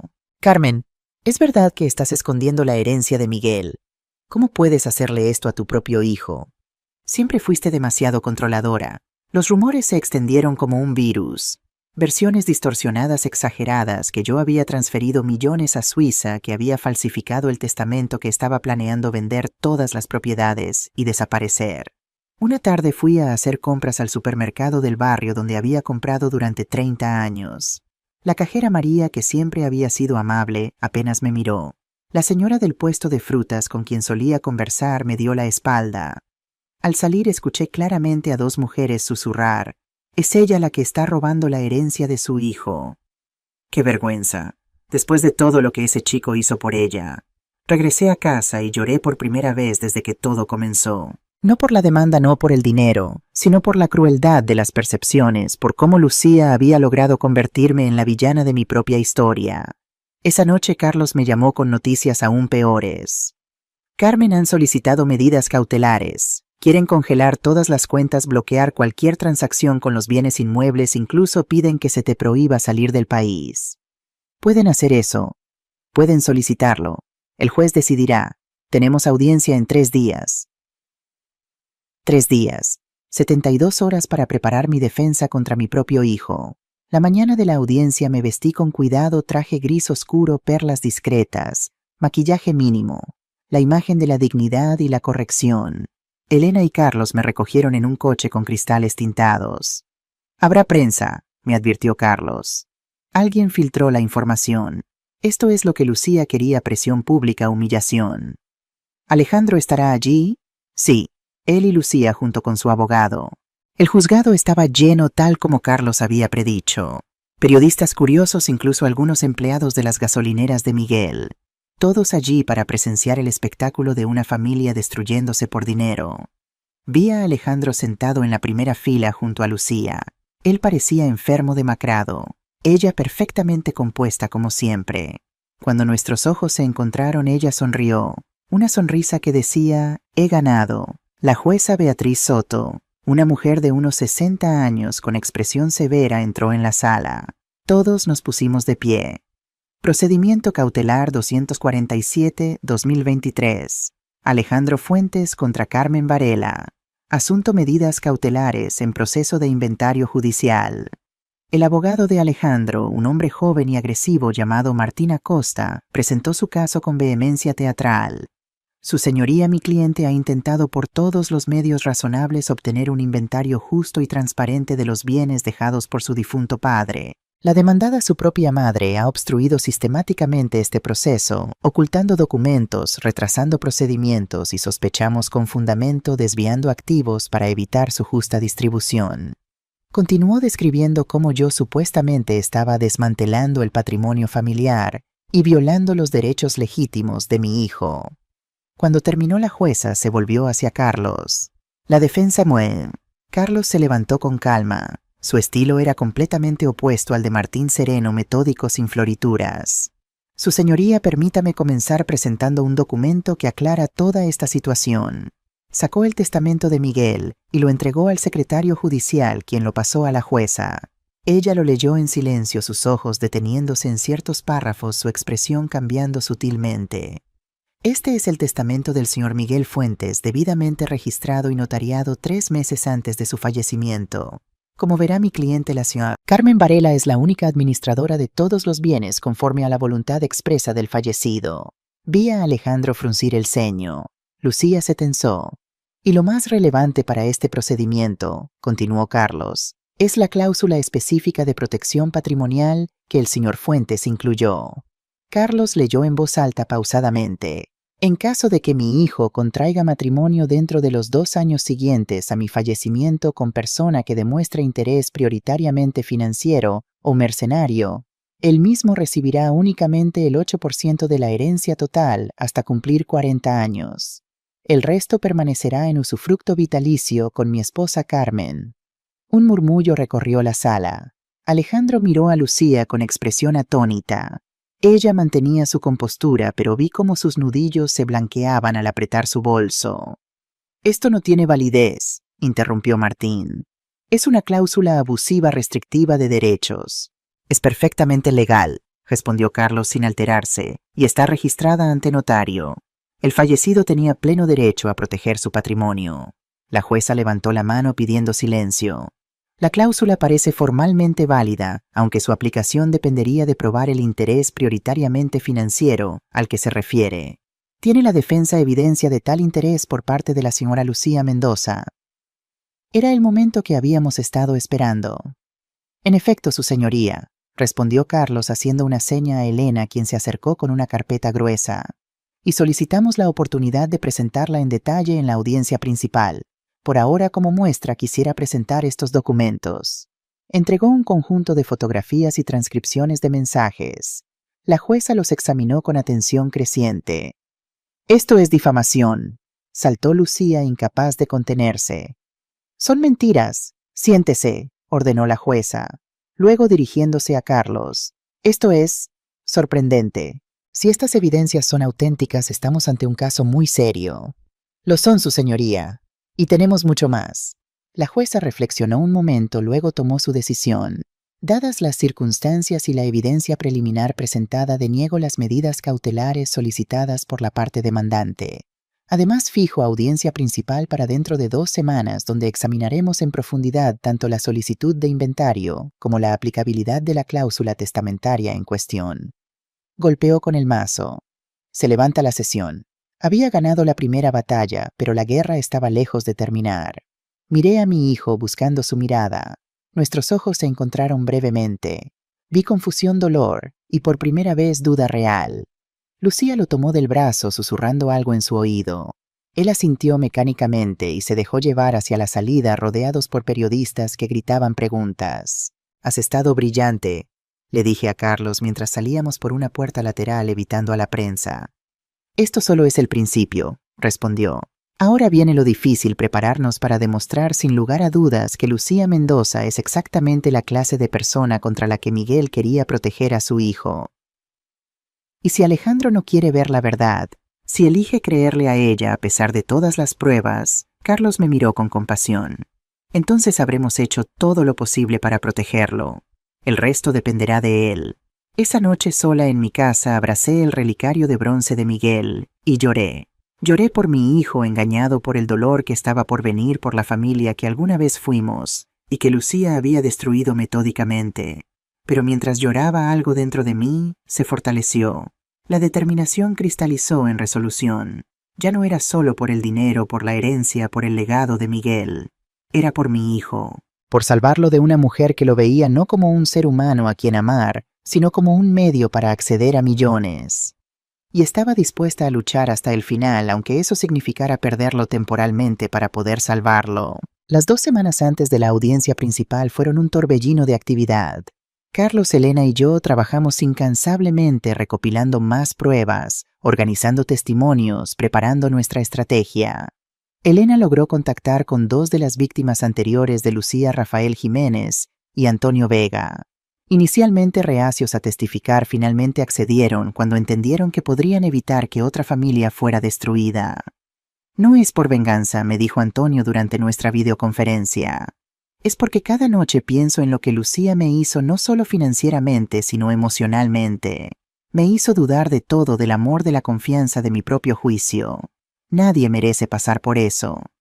Carlos consiguió la declaración de 2 empleados del banco donde trabajaba Lucía, quienes testificaron bajo condición de anonimato sobre sus prácticas cuestionables, acceso no autorizado a información de clientes, consultas irregulares, sobre patrimonios de personas enfermas, terminales, contactos sospechosos con herederos potenciales. Y Elena, siempre sorprendente, logró algo que pareció imposible: acceso a las cámaras de seguridad del cementerio donde se realizó el funeral de Miguel. Las grabaciones mostraban claramente a Lucía antes de conocer oficialmente a Alejandro, observando detalladamente a los asistentes, tomando notas en su teléfono, incluso fotografiando discretamente a mi hijo mientras lloraba junto al ataúd de su padre. Es como una leona estudiando a la manada, identificando al más vulnerable, comentó Elena al mostrarme las imágenes. Mientras tanto, Lucía también preparaba su contraataque. A través de contactos en el juzgado nos enteramos de que estaba recopilando testimonios de vecinos, familiares lejanos, incluso antiguos empleados de Miguel, todos dispuestos a declarar que yo era controladora, manipuladora, obsesionada con el dinero. También intentó acceder a mis cuentas bancarias utilizando sus contactos en el sector financiero, buscando cualquier transacción que pudiera usar contra mí. Afortunadamente, Carlos había anticipado esto y habíamos trasladado la mayoría de los activos a cuentas seguras con movimientos perfectamente documentados y justificados. La presión pública continuó aumentando, los rumores se extendieron. Mi imagen apareció en tabloides de mala muerte con titulares sensacionalistas: la viuda avarienta, madre desheredando a su único hijo, la guerra millonaria de los Fuentes. Algunos periodistas más serios intentaron contactarme para obtener mi versión, pero Carlos me aconsejó mantener silencio hasta la audiencia. Deja que Lucía hable, que se exponga. Cada declaración pública que hace es potencialmente otra cuerda para ahorcarse. Alejandro desapareció completamente de mi vida durante esas 2 semanas. No llamó, no visitó, no respondió a mis mensajes. Supe por Elena, quien mantenía vigilancia discreta, que apenas salía del apartamento, que parecía enfermo y deprimido, y que Lucía controlaba cada aspecto de su vida, sus llamadas, sus movimientos, incluso su medicación. Le está dando algo, me informó Elena una noche. Pastillas. No sé qué son, pero lo mantienen dócil, apático. La idea de que Lucía pudiera estar drogando a mi hijo para mantenerlo bajo control me aterrorizó. Consideré llamar a la policía, pero ¿qué podía decir? ¿Qué pruebas tenía? Era la palabra de una madre despechada contra la de una esposa legítima. La noche antes de la audiencia final recibí una llamada inesperada. Un número desconocido. Dudé en contestar, pero algo me impulsó a hacerlo. Hola, silencio al otro lado. Luego una voz que apenas reconocí. Mamá. Alejandro, ¿estás bien? ¿Dónde estás? No lo sé. No me siento bien. Ella me da cosas. Pastillas. Dice que son para la ansiedad, pero me hacen sentir extraño. Su voz sonaba arrastrada, como si estuviera bajo la influencia de algún sedante fuerte. Alejandro, escúchame. ¿Dónde estás ahora? ¿Está Lucía contigo? No, salió. Reunión con los abogados. Encontré tu número en su teléfono. Estaba bloqueado. Bloqueado. Me había bloqueado en el teléfono de mi propio hijo. Hijo, necesitas ayuda.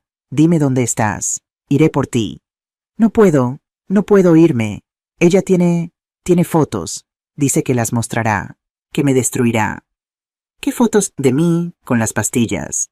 Parece que estoy drogado. Dice que probará que soy adicto, que no estoy capacitado, que me quitarán todo. Chantaje. Estaba chantajeando a mi hijo con fotos que ella misma había fabricado drogándolo y luego fotografiándolo en estado vulnerable. Alejandro, mañana es la audiencia. Tienes que estar allí. Tienes que ver las pruebas, entender quién es realmente Lucía. No puedo. Ella me obligará a... No sé qué hacer, mamá. Confía en mí. Solo confía en mí. Cuando estés en el tribunal mira las pruebas, escucha y decide por ti mismo. Hubo un ruido al otro lado de la línea. Tiene que colgar. Está volviendo. La llamada se cortó. Inmediatamente contacté a Elena y Carlos contándoles la conversación. Esto cambia las cosas, dijo Carlos. Si podemos demostrar que está siendo coaccionado drogado contra su voluntad. Necesitamos esas pastillas, intervino Elena. Una muestra, un análisis toxicológico. ¿Y cómo conseguimos eso en menos de 12 horas? Déjame hacer algunas llamadas.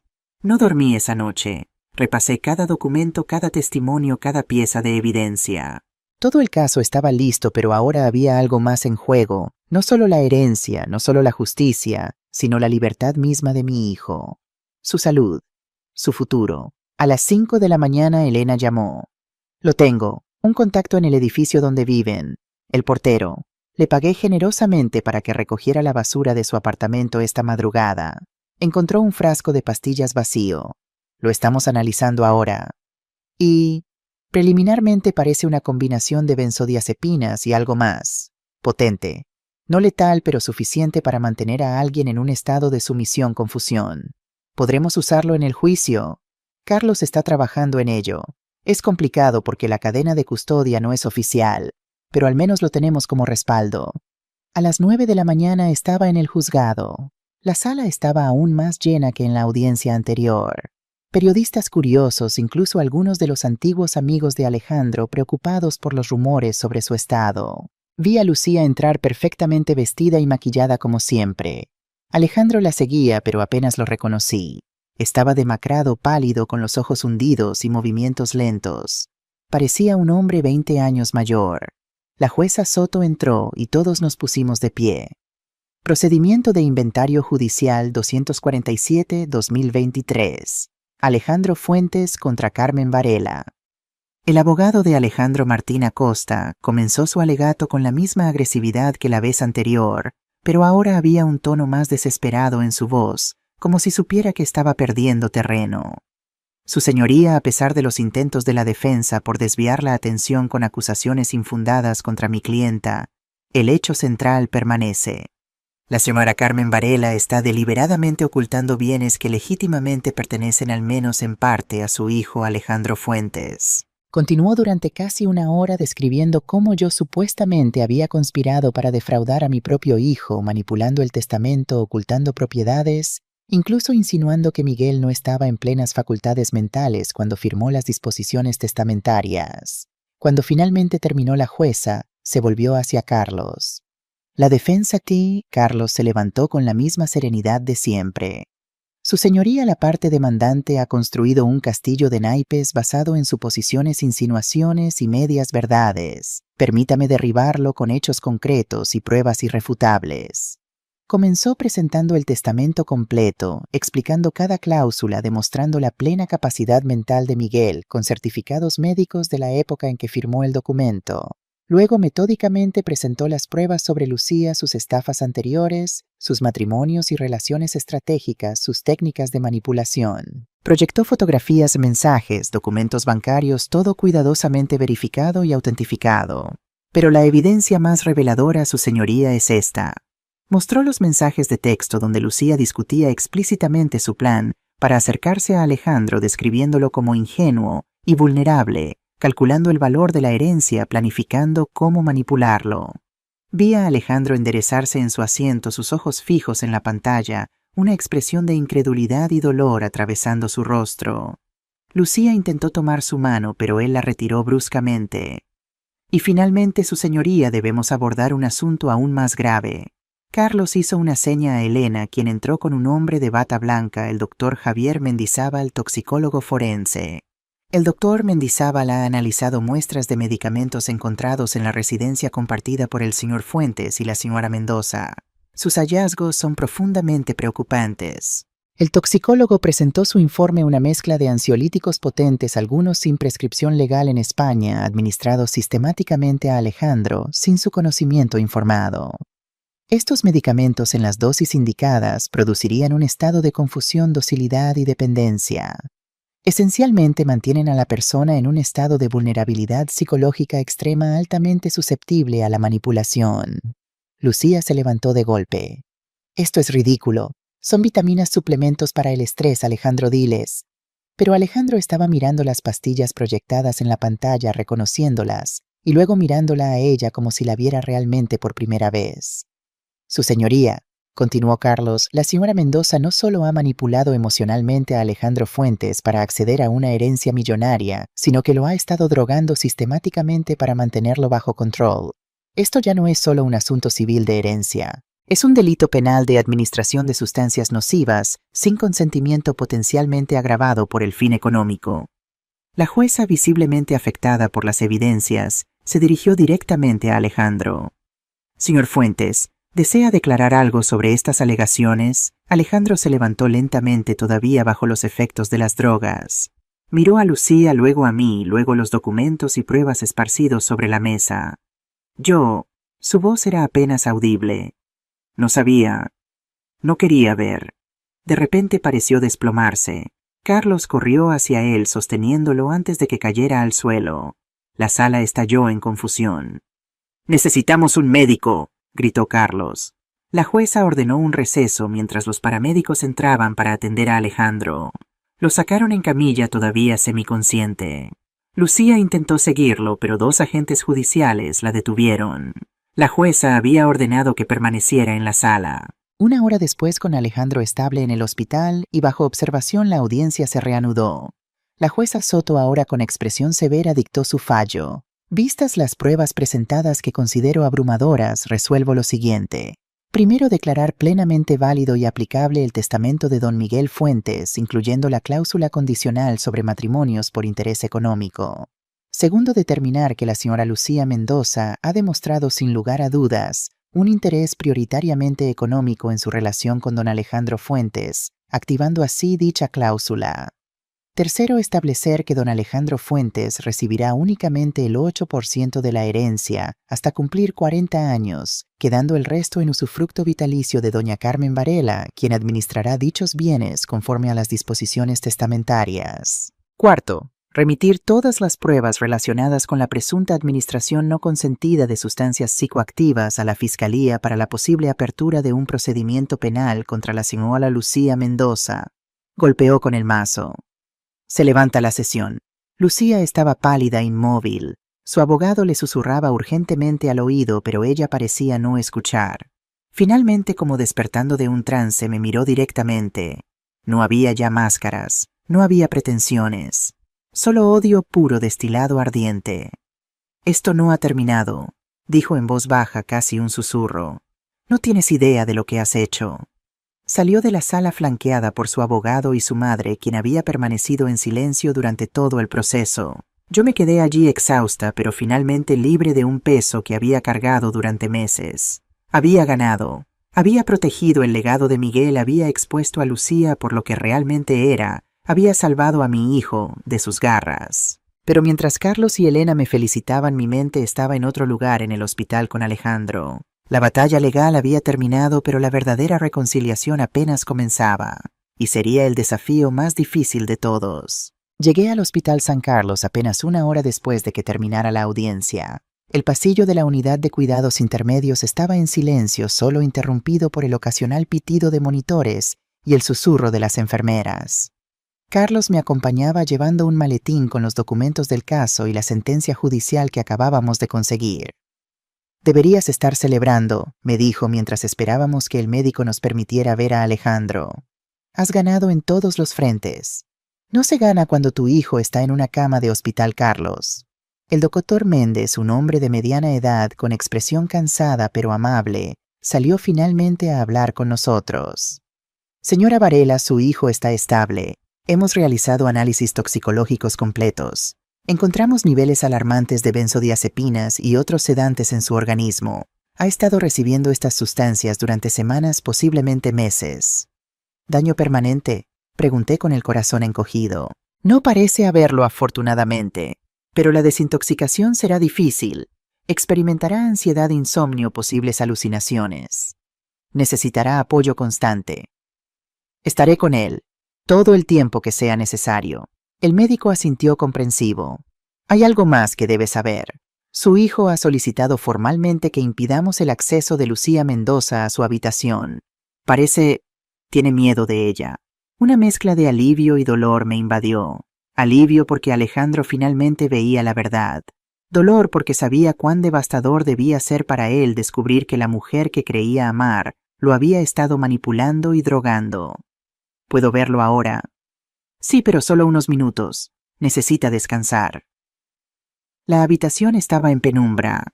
Alejandro yacía conectado a monitores, una vía intravenosa en su brazo. Parecía tan vulnerable, tan diferente del hombre fuerte que yo recordaba. Me acerqué despacio, casi temiendo su reacción. Alejandro, susurré.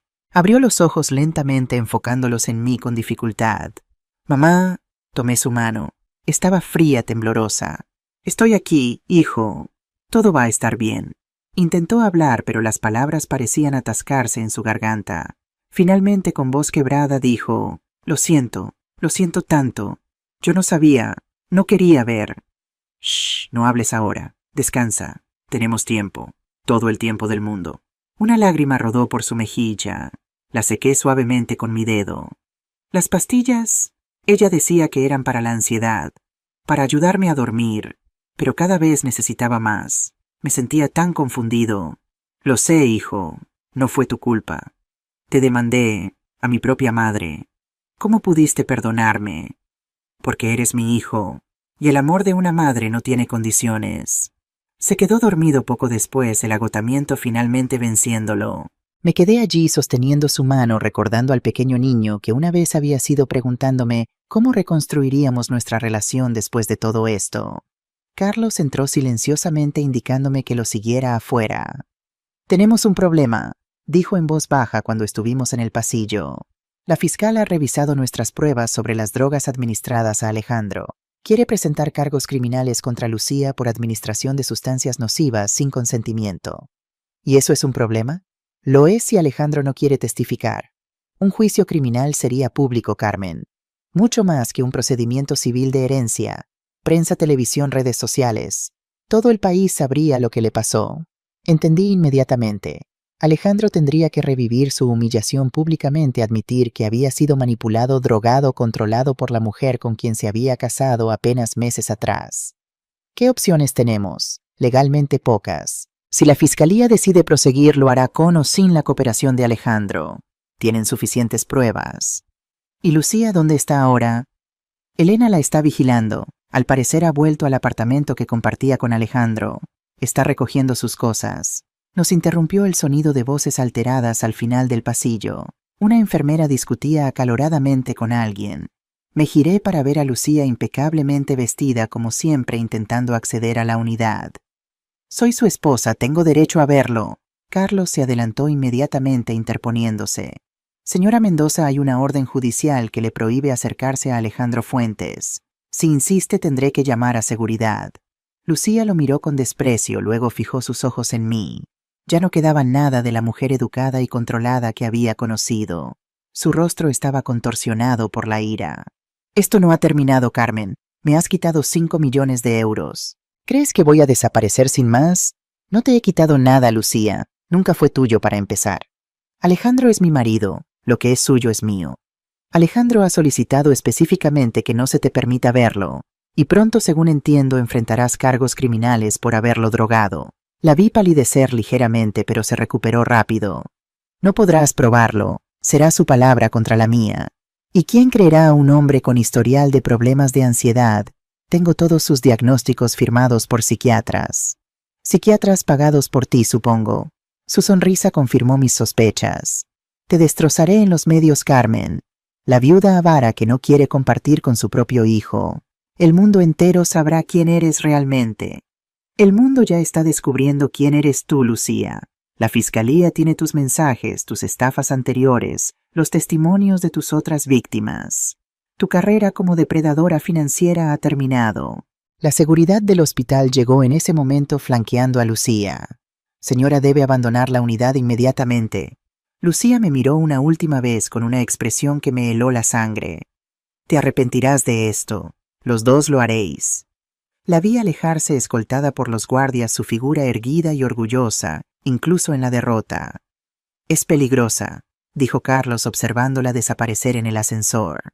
¿Alguien dispuesto a drogar a su propio marido por dinero? No tiene límites morales. Lo sé. Por eso debemos proteger a Alejandro ahora más que nunca. Durante las semanas siguientes, mi vida se dividió entre el hospital y las oficinas de abogados. Alejandro comenzó su doloroso proceso de desintoxicación, sufriendo todos los síntomas que el médico había anticipado: temblores, sudores fríos, ataques de pánico, insomnio. Me quedaba con él cada noche sosteniendo su mano cuando las pesadillas lo despertaban gritando. Mientras tanto, el caso criminal contra Lucía avanzaba. La fiscalía presentó cargos formales: administración de sustancias nocivas sin consentimiento con agravante de fin económico, más posibles cargos de fraude y violación de secreto profesional por su uso de información bancaria confidencial. Elena continuaba vigilándola, informándome de sus movimientos. Lucía se había mudado con su madre a un piso más modesto en las afueras de Madrid. Había sido despedida del banco cuando se conocieron los cargos, pero seguía activa reuniéndose con abogados, dando entrevistas selectivas a periodistas, construyendo su narrativa de víctima inocente. «Está manejando bien a los medios», me advirtió Elena una tarde mientras revisábamos los informes de vigilancia en mi casa. Se presenta como una esposa devota, preocupada por la salud mental de su marido, perseguida por una suegra posesiva y avara. Y la gente le cree. Algunos sí. Ha elegido cuidadosamente a qué medios hablar. Tabloides sensacionalistas, principalmente esos que no verifican demasiado las fuentes. ¿Debería hablar yo también? ¿Dar mi versión? Absolutamente no, intervino Carlos, que había venido a discutir la estrategia legal. Tú tienes la sentencia judicial a tu favor. Tú tienes las pruebas. Hablar ahora solo te pondría a su nivel en un concurso de popularidad que no necesitas ganar. Tenía razón, por supuesto. Pero era difícil ver cómo algunas personas, incluidos antiguos amigos y vecinos, parecían creer la versión de Lucía. La verdad legal y la verdad percibida no siempre coincidían. Alejandro fue dado de alta del hospital 3 semanas después de la audiencia. Los médicos recomendaron supervisión continua y terapia intensiva. Sin dudar, lo invité a quedarse en casa en su antigua habitación.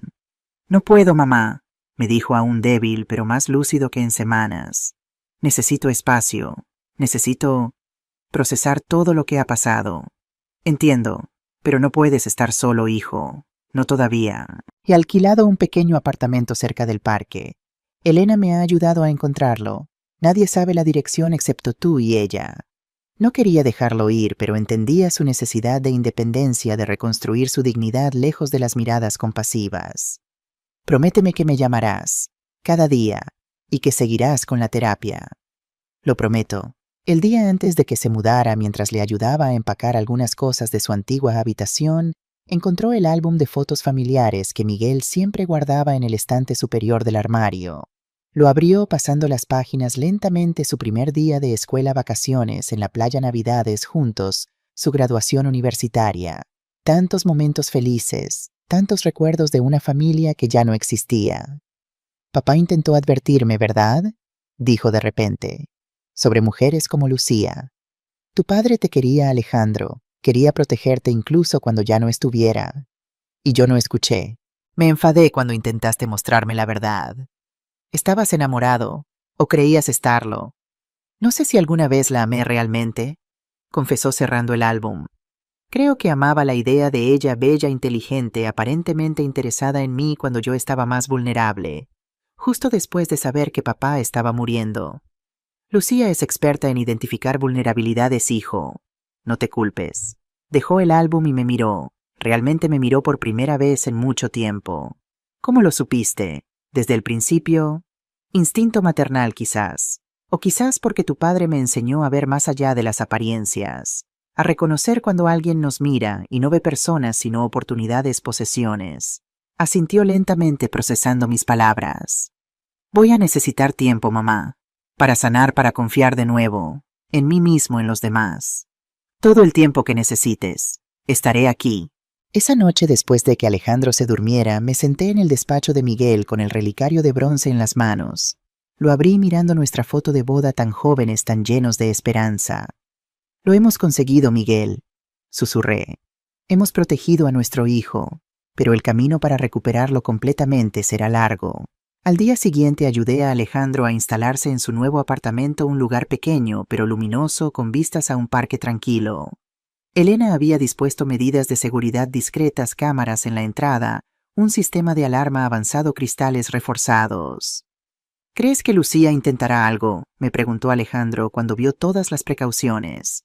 Espero que no, pero es mejor estar preparados. La despedida fue difícil. Quería quedarme a asegurarme de que estaría bien, pero respetaba su necesidad de espacio. Llamaré todos los días, prometió mientras me acompañaba a la puerta. Y yo responderé a cualquier hora. Nos abrazamos, un abrazo largo, necesitado, como si ambos quisiéramos compensar por todos los abrazos que nos habíamos perdido durante esos meses terribles. El juicio criminal contra Lucía comenzó 2 meses después. A pesar de los esfuerzos de su defensa por retrasarlo o negociar un acuerdo menos público, la fiscalía estaba determinada a proceder. Alejandro, tras muchas conversaciones con su terapeuta y conmigo, decidió testificar. Fue una decisión valiente que me llenó de orgullo. No puedo permitir que le haga esto a otra persona, me dijo la noche antes del juicio. Si mi testimonio puede impedirlo, tengo que hacerlo. El Palacio de Justicia estaba abarrotado el primer día. Periodistas curiosos, incluso algunas de las anteriores víctimas de Lucía, todos queriendo presenciar el espectáculo. Carlos había contratado seguridad privada para escoltarnos, evitando el acoso de los medios. Vimos a Lucía entrar con su equipo legal, 3 abogados de un prestigioso bufete madrileño que cobraba honorarios astronómicos. Me pregunté cómo podía pagarlos desempleada y sin acceso a la fortuna de Miguel. Luego recordé que probablemente aún tenía el dinero de sus estafas anteriores, escondido en cuentas offshore o a nombre de testaferros. La fiscal Victoria Ramos, una mujer de unos 50 años con fama de implacable, presentó el caso con precisión clínica. Señorías, este no es simplemente un caso de administración de sustancias prohibidas. Es un caso de manipulación sistemática, de abuso de confianza en su forma más íntima. La acusada Lucía Mendoza no solo eligió como objetivo a Alejandro Fuentes porque sabía que heredaría una fortuna, sino que al encontrar resistencia en él o en su entorno familiar, recurrió a drogar a su propio marido para mantenerlo dócil y manipulable. Los abogados de Lucía presentaron su defensa. Alejandro sufría ansiedad severa tras la muerte de su padre. Ella, como esposa amorosa, simplemente le proporcionaba la medicación recetada por médicos. Las acusaciones eran fruto del resentimiento de una madre controladora que no aceptaba que su hijo hubiera formado su propia familia.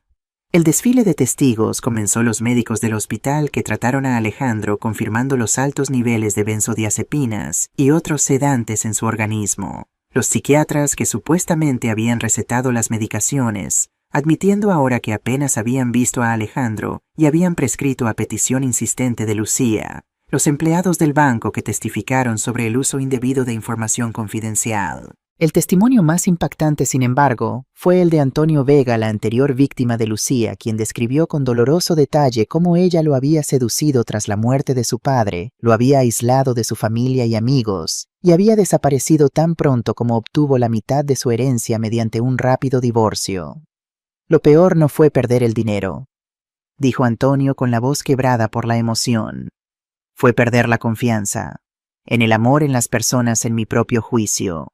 Vi a varios miembros del jurado secarse lágrimas discretas. Incluso el juez, un hombre conocido por su estoicismo, parecía conmovido. Pero el momento más difícil llegó cuando Alejandro subió al estrado. Estaba pálido pero determinado, vestido con un traje sobrio que acentuaba cuánto peso había perdido. Habló con voz clara, sin dramatismos, describiendo cómo había conocido a Lucía. Apareció en mi vida justo cuando más vulnerable me sentía. Cómo la relación había progresado rápidamente, siempre parecía tener prisa, como si temiera que cambiara de opinión, y cómo tras la boda había comenzado a darle vitaminas y suplementos. Al principio me sentía simplemente relajado. Luego comencé a tener lagunas mentales, horas, días enteros que no podía recordar claramente. Cuando intentaba dejar las pastillas me sentía ansioso, paranoico. Ella insistía en que las necesitaba, que sin ellas me derrumbaría. Y yo la creía, confiaba en ella. El abogado defensor en el contrainterrogatorio intentó pintar a Alejandro como un hombre inestable, mentalmente frágil, manipulado no por Lucía sino por mí. No es cierto que su madre siempre desaprobó su relación con la señora Mendoza. Mi madre tenía reservas, sí. ¿Y no es cierto que existe una cláusula en el testamento de su padre que reduce sustancialmente su herencia si se casa con alguien a quien se pueda acusar de tener interés económico? Sí existe esa cláusula. ¿No le parece conveniente que justo cuando esa cláusula podría aplicarse, aparecen estas acusaciones contra su esposa? Alejandro mantuvo la calma mirando directamente al abogado. Lo que me parece es que mi padre, que conocía el mundo de los negocios mejor que yo, previó este tipo de situación. Y tenía razón. Ojalá hubiera confiado en su juicio antes. A lo largo del juicio, que duró 2 semanas, Lucía mantuvo una actitud de indignación controlada. Vestida sobriamente, sin su habitual ostentación, interpretaba el papel de esposa incomprendida a la perfección. Cuando finalmente fue su turno de declarar, lo hizo con aparente sinceridad. Amaba a Alejandro. Aún lo amo. Todo lo que hice fue por su bienestar. Estaba destrozado por la muerte de su padre, apenas podía funcionar. Sí busqué ayuda médica para él. Sí me aseguré de que tomara sus medicamentos. ¿Es eso un crimen, cuidar de mi marido cuando más me necesitaba? Era una actuación magistral. Si yo no hubiera visto las pruebas, los mensajes, las fotografías, podría haberla creído. Algunos miembros del jurado parecían conmovidos. Pero la fiscal estaba preparada. Con meticulosa precisión deconstruyó cada afirmación de Lucía, confrontándola con pruebas documentales, testimonios contradictorios, inconsistencias en sus propias declaraciones. Señora Mendoza, si su única preocupación era el bienestar de su marido, ¿por qué contrató a un detective privado para investigar el patrimonio de su suegro apenas 2 semanas después de conocer a Alejandro? No hice tal cosa. Tenemos los recibos, señora Mendoza, pagados con su tarjeta de crédito. Debe ser un error. Y estos mensajes a su madre, donde describe a Alejandro como el boleto a una vida de lujo, también son un error. Esos mensajes están manipulados. Y las declaraciones de sus anteriores parejas. También mienten todos ellos. Obviamente han sido influenciados por la señora Varela. Así continuó, cada negación menos convincente que la anterior, cada respuesta aumentando la impresión de culpabilidad. El jurado deliberó durante 3 días. Cuando finalmente regresaron, la sala estaba en completo silencio. Alejandro apretaba mi mano con fuerza mientras esperábamos el veredicto. Encuentra el jurado a la acusada Lucía Mendoza culpable del delito de administración de sustancias nocivas sin consentimiento. Sí la encontramos culpable. Encuentra el jurado a la acusada culpable del delito de acceso ilegal a información confidencial bancaria. Sí la encontramos culpable. Encuentra el jurado a la acusada culpable del delito de estafa agravada. Sí la encontramos culpable. Lucía se mantuvo erguida, su rostro una máscara de incredulidad que lentamente se transformó en furia. Cuando los guardias se acercaron para llevársela, finalmente perdió el control. «Esto es una farsa. Me han tendido una trampa». Girándose hacia mí, gritó: «Esto no ha terminado, Carmen. Destruiré a tu precioso hijo. Lo juro». Mientras la sacaban de la sala, su madre Pilar se acercó a nosotros con una expresión de odio que rivalizaba con la de su hija. «Habéis arruinado a mi hija. Pagaréis por esto. Los dos». Alejandro, que había mantenido la compostura durante todo el juicio, finalmente se quebró cuando salimos del juzgado. En la privacidad del coche que nos esperaba, rompió a llorar, un llanto profundo, desgarrador, de alguien que finalmente enfrenta la magnitud de lo que ha vivido. Lo abracé fuertemente como cuando era niño y se caía de la bicicleta cuando suspendía un examen, cuando su primer amor lo rechazó. Pero esta herida era mucho más profunda que cualquiera de esas. Va a estar bien, hijo, con el tiempo, te lo prometo. ¿Cómo puedes estar segura? Porque eres fuerte, más fuerte de lo que crees. Eres hijo de Miguel Fuentes, después de todo. Esbozó una leve sonrisa entre lágrimas, la primera sonrisa genuina que le veía en meses. El juez dictó sentencia una semana después: 6 años de prisión para Lucía, multa sustancial y prohibición perpetua de trabajar en el sector financiero. Además, ordenó evaluación psiquiátrica completa, sugiriendo que podría padecer un trastorno de personalidad antisocial. Era justicia, pero no sentí la satisfacción que esperaba.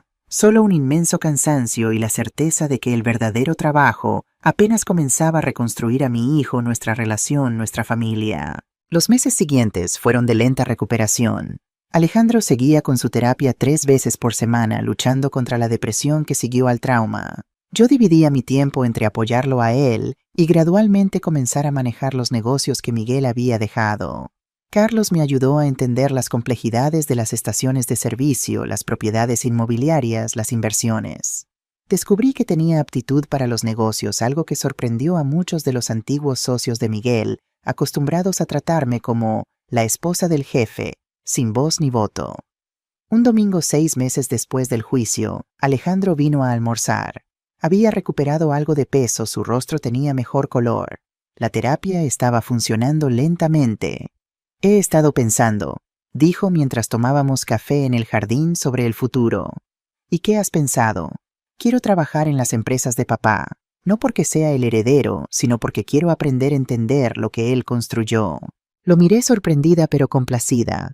¿Estás seguro nunca antes mostraste interés en las estaciones de servicio? Porque lo daba todo por sentado. Creía que el dinero simplemente estaba ahí. Nunca aprecié el trabajo, la visión que requirió construir todo eso. Tu padre estaría orgulloso de oírte hablar así. No quiero privilegios, mamá. Quiero empezar desde abajo como cualquier empleado, aprender cada parte del negocio. ¿Cuándo quieres comenzar? La semana que viene, si es posible. Y así fue como Alejandro Fuentes, heredero de un imperio empresarial de 5 millones de euros, comenzó a trabajar como asistente administrativo en la oficina central de Gasolineras Fuentes, con un salario modesto y sin privilegios especiales. Los empleados estaban desconcertados al principio. Algunos intentaban adularlo, otros lo resentían. Pero Alejandro se mantuvo firme, llegaba temprano, trabajaba duro, aprendía cada aspecto del negocio con humildad y determinación. Cada domingo almorzábamos juntos, retomando una tradición familiar que habíamos abandonado tras la muerte de Miguel. Alejandro me contaba sus progresos, las dificultades, las pequeñas victorias. El encargado de la estación de Chamartín me enseñó a calibrar los surtidores hoy, me dijo un domingo con orgullo evidente. Dice que aprendo rápido. Tu padre siempre decía que tenías buenas manos para la mecánica, desde niño. Lo recuerdo, arreglábamos juntos mi bicicleta. Estas conversaciones aparentemente triviales eran parte del proceso de sanación. Reconstruíamos no solo nuestra relación, sino también la memoria de Miguel, recuperando al padre y esposo que habíamos perdido no solo por su muerte, sino por la sombra que Lucía había proyectado sobre nuestros recuerdos. Mientras tanto la vida seguía. Lucía cumplía su condena en la prisión de mujeres de Alcalá Meco. Elena, quien seguía vigilando la situación por precaución, me informó que había intentado sin éxito reducir su sentencia, alegando problemas de salud mental. Sus recursos judiciales fueron sistemáticamente rechazados. Un año después del juicio, sentí que era tiempo de pensar en el futuro de manera más constructiva. Miguel siempre había querido que su fortuna no solo nos beneficiara a nosotros, sino que tuviera un propósito más amplio. Una tarde, mientras revisaba algunas propiedades en desuso que formaban parte del patrimonio, tuve una idea. Convoqué a Carlos y a Alejandro a una reunión en el despacho que una vez perteneció a Miguel y que ahora yo utilizaba. Quiero crear algo, les dije. Algo que honre la memoria de Miguel y que ayude a personas vulnerables. Les mostré los planos de un terreno amplio que poseíamos en las afueras de Madrid, actualmente vacío, salvo por un cartel descolorido de "Se vende". Quiero construir allí la Fundación Miguel Fuentes, un centro para asistencia legal y psicológica gratuita a mujeres viudas en situación vulnerable. ¿Mujeres como tú casi fuiste?, preguntó Alejandro, entendiendo inmediatamente. Como yo podría haber sido sin el apoyo de Carlos, sin la previsión de tu padre. Hay muchas viudas que quedan desprotegidas, manipuladas por familiares o estafadores profesionales como Lucía. Carlos asintió pensativo. Es un proyecto ambicioso. Requeriría una inversión considerable. Tenemos los recursos. Y más importante, tenemos la experiencia y el conocimiento de primera mano sobre cómo estas situaciones pueden destruir familias. Alejandro había permanecido silencioso, procesando la idea. Finalmente habló. Quiero ayudar. Dirigir el proyecto, si me lo permites. Me sorprendió su ofrecimiento. Alejandro, que apenas un año atrás había estado tan perdido, tan manipulado, ahora quería ayudar a otros a evitar destinos similares. ¿Estás seguro? Sería un compromiso importante además de tu trabajo en las estaciones. Estoy seguro. Necesito hacer esto, mamá. Necesito convertir todo ese dolor en algo positivo. Así nació la Fundación Miguel Fuentes. Los meses siguientes fueron de frenética actividad: obtención de permisos, diseño arquitectónico, contratación de personal, establecimiento de protocolos. Alejandro se entregó al proyecto con pasión, revelando un talento organizativo que nunca antes había mostrado. La inauguración se realizó exactamente 2 años después de la muerte de Miguel. Un edificio moderno pero acogedor, con espacios para consultas legales, terapia psicológica, grupos de apoyo, incluso alojamiento temporal para mujeres en situaciones críticas. No hicimos un gran evento mediático, solo una pequeña ceremonia con los colaboradores más cercanos, algunos representantes de asociaciones de viudas, el personal que trabajaría allí. Alejandro dio un breve discurso. Mi padre Miguel Fuentes fue un hombre que creía en construir no solo negocios, sino relaciones, confianza, comunidad. Esta fundación lleva su nombre no solo como homenaje, sino como compromiso con sus valores. Aquí mujeres que han perdido a sus compañeros de vida encontrarán no solo asesoramiento legal o apoyo psicológico, sino también respeto, dignidad y las herramientas para reconstruir sus vidas en sus propios términos. Sus palabras me llenaron de orgullo y emoción. Veía en él al hombre que Miguel siempre supo que podía ser compasivo, inteligente, fuerte, sin ser duro. Esa tarde, cuando todos se habían marchado, Alejandro y yo nos quedamos solos en la recepción de la fundación. Sobre el mostrador había colocado el relicario de bronce que tanto había significado para mí durante los momentos más oscuros. Ahora permanecería allí como símbolo de nuestra historia y nuestra misión. Ha sido un largo camino, ¿verdad?, dijo mirando la foto de Miguel y mía que el relicario contenía. Y aún no termina, respondí. Pero ahora caminamos en la dirección correcta. ¿Crees que papá estaría orgulloso? Sé que lo está, hijo, donde quiera que esté. 6 meses después de la inauguración de la fundación recibí una llamada inesperada de Elena. Carmen, creo que deberías saber algo. Lucía Mendoza ha salido de prisión. ¿Cómo es posible? Su condena era de 6 años. Reducciones por buen comportamiento, hacinamiento carcelario y aparentemente un diagnóstico conveniente de depresión severa. Su abogado jugó bien sus cartas. Sentí un escalofrío. A pesar de todo el tiempo transcurrido, la sola mención de su nombre aún provocaba una respuesta visceral. ¿Debo preocuparme? Alejandro debe saberlo. He incrementado la vigilancia por precaución, pero honestamente dudo que intente algo directo. Ha perdido demasiado y sabe que estamos atentos. Pero sí creo que Alejandro debería estar informado. Decidí decírselo esa misma tarde cuando vino a casa para nuestra habitual cena de los miércoles.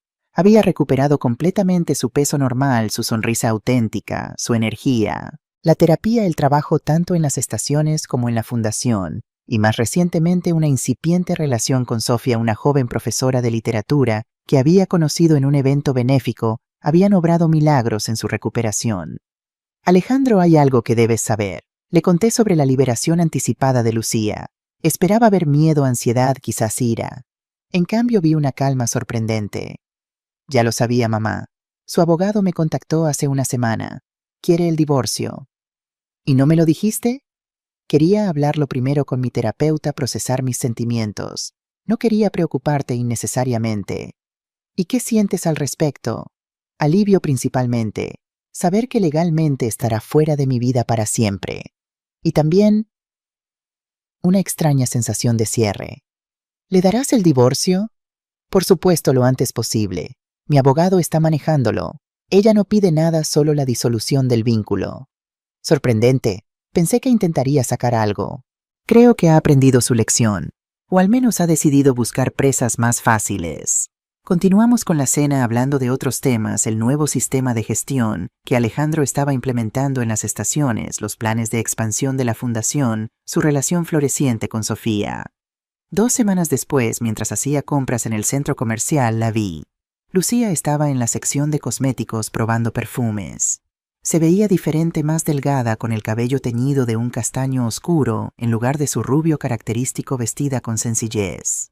Sin su elaborada máscara de sofisticación, parecía lo que realmente era, una mujer común de mediana edad. Consideré darme la vuelta, evitar el encuentro. Pero algo me impulsó a acercarme. Quizás necesitaba ese cierre tanto como Alejandro. Ella me vio cuando estaba a pocos metros. Se tensó visiblemente, pero no huyó. Carmen, Lucía. Nos quedamos así mirándonos, dos mujeres cuyas vidas se habían entrelazado de la manera más destructiva posible. Supe que estás divorciándote de Alejandro, dije finalmente. Sí, es lo mejor para todos. Su voz sonaba diferente, más baja, menos controlada. La prisión la había cambiado. ¿Qué harás ahora? Mudarme, lejos de Madrid, comenzar de nuevo. Sin intentar estafar a otra familia. Una sombra de algo, vergüenza, arrepentimiento cruzó su rostro. He perdido mi licencia bancaria, mi reputación, mi libertad durante un tiempo. He pagado por mis errores. No creo que sea suficiente por el daño que causaste. Probablemente no, pero es todo lo que puedo ofrecer. Nos quedamos en silencio nuevamente. Finalmente, sorprendiéndome incluso a mí misma, dije: espero que encuentres lo que estás buscando, Lucía, sea lo que sea. No era perdón. No podía perdonarla por lo que le había hecho a Alejandro, pero era un reconocimiento de nuestra humanidad compartida, de la posibilidad por remota que fuera de redención.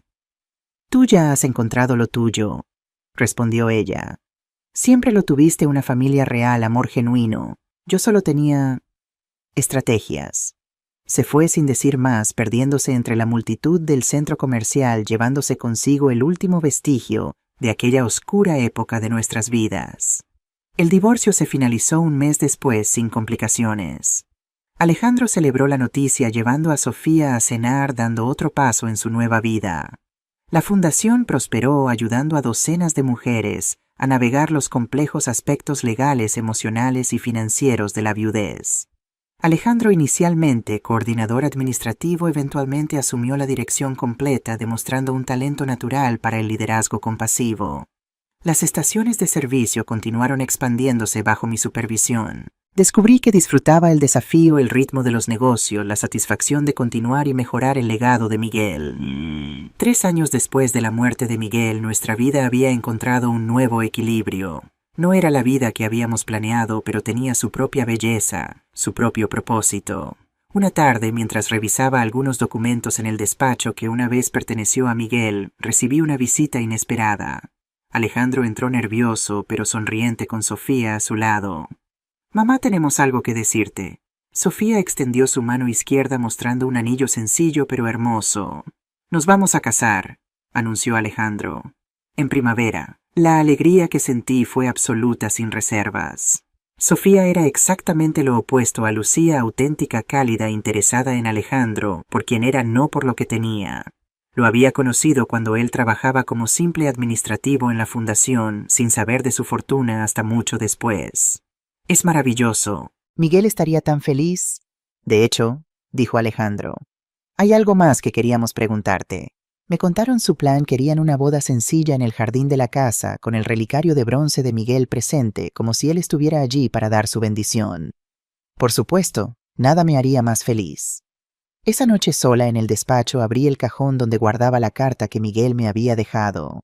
La había leído cientos de veces, pero ahora las palabras parecían diferentes, no una advertencia, sino una promesa cumplida. Siempre fuiste más fuerte de lo que creías. Lo había sido. Habíamos enfrentado lo peor y sobrevivido. No solo sobrevivido, sino renacido, transformado el dolor en propósito, la traición en servicio. La boda de Alejandro y Sofía se celebró en un perfecto día de mayo.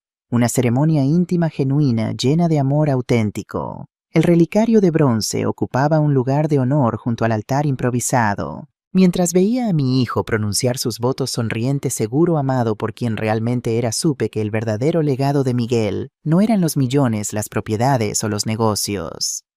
El verdadero legado era esto: la capacidad de amar genuinamente, de proteger lo que importa, de reconocer el valor real más allá del precio. Y ese legado, a diferencia de cualquier fortuna material, nunca podría ser robado, manipulado o perdido. Permanecería en Alejandro, en los valores que habíamos reconstruido juntos, y en cada vida tocada por la fundación que llevaba el nombre de Miguel. Era el legado final, el más valioso de todos, la certeza de que al final el amor verdadero, no el calculado, no el estratégico, sino el amor incondicional y auténtico, siempre prevalece. Y mientras Alejandro y Sofía sellaban su unión con un beso, sentí a Miguel allí conmigo, sonriendo, asintiendo, descansando al fin en la certeza de que su familia estaba a salvo y que su legado viviría no solo en piedra y papel, sino en corazones y vidas transformadas. «Lo hicimos, mi amor», susurré. «Lo hicimos».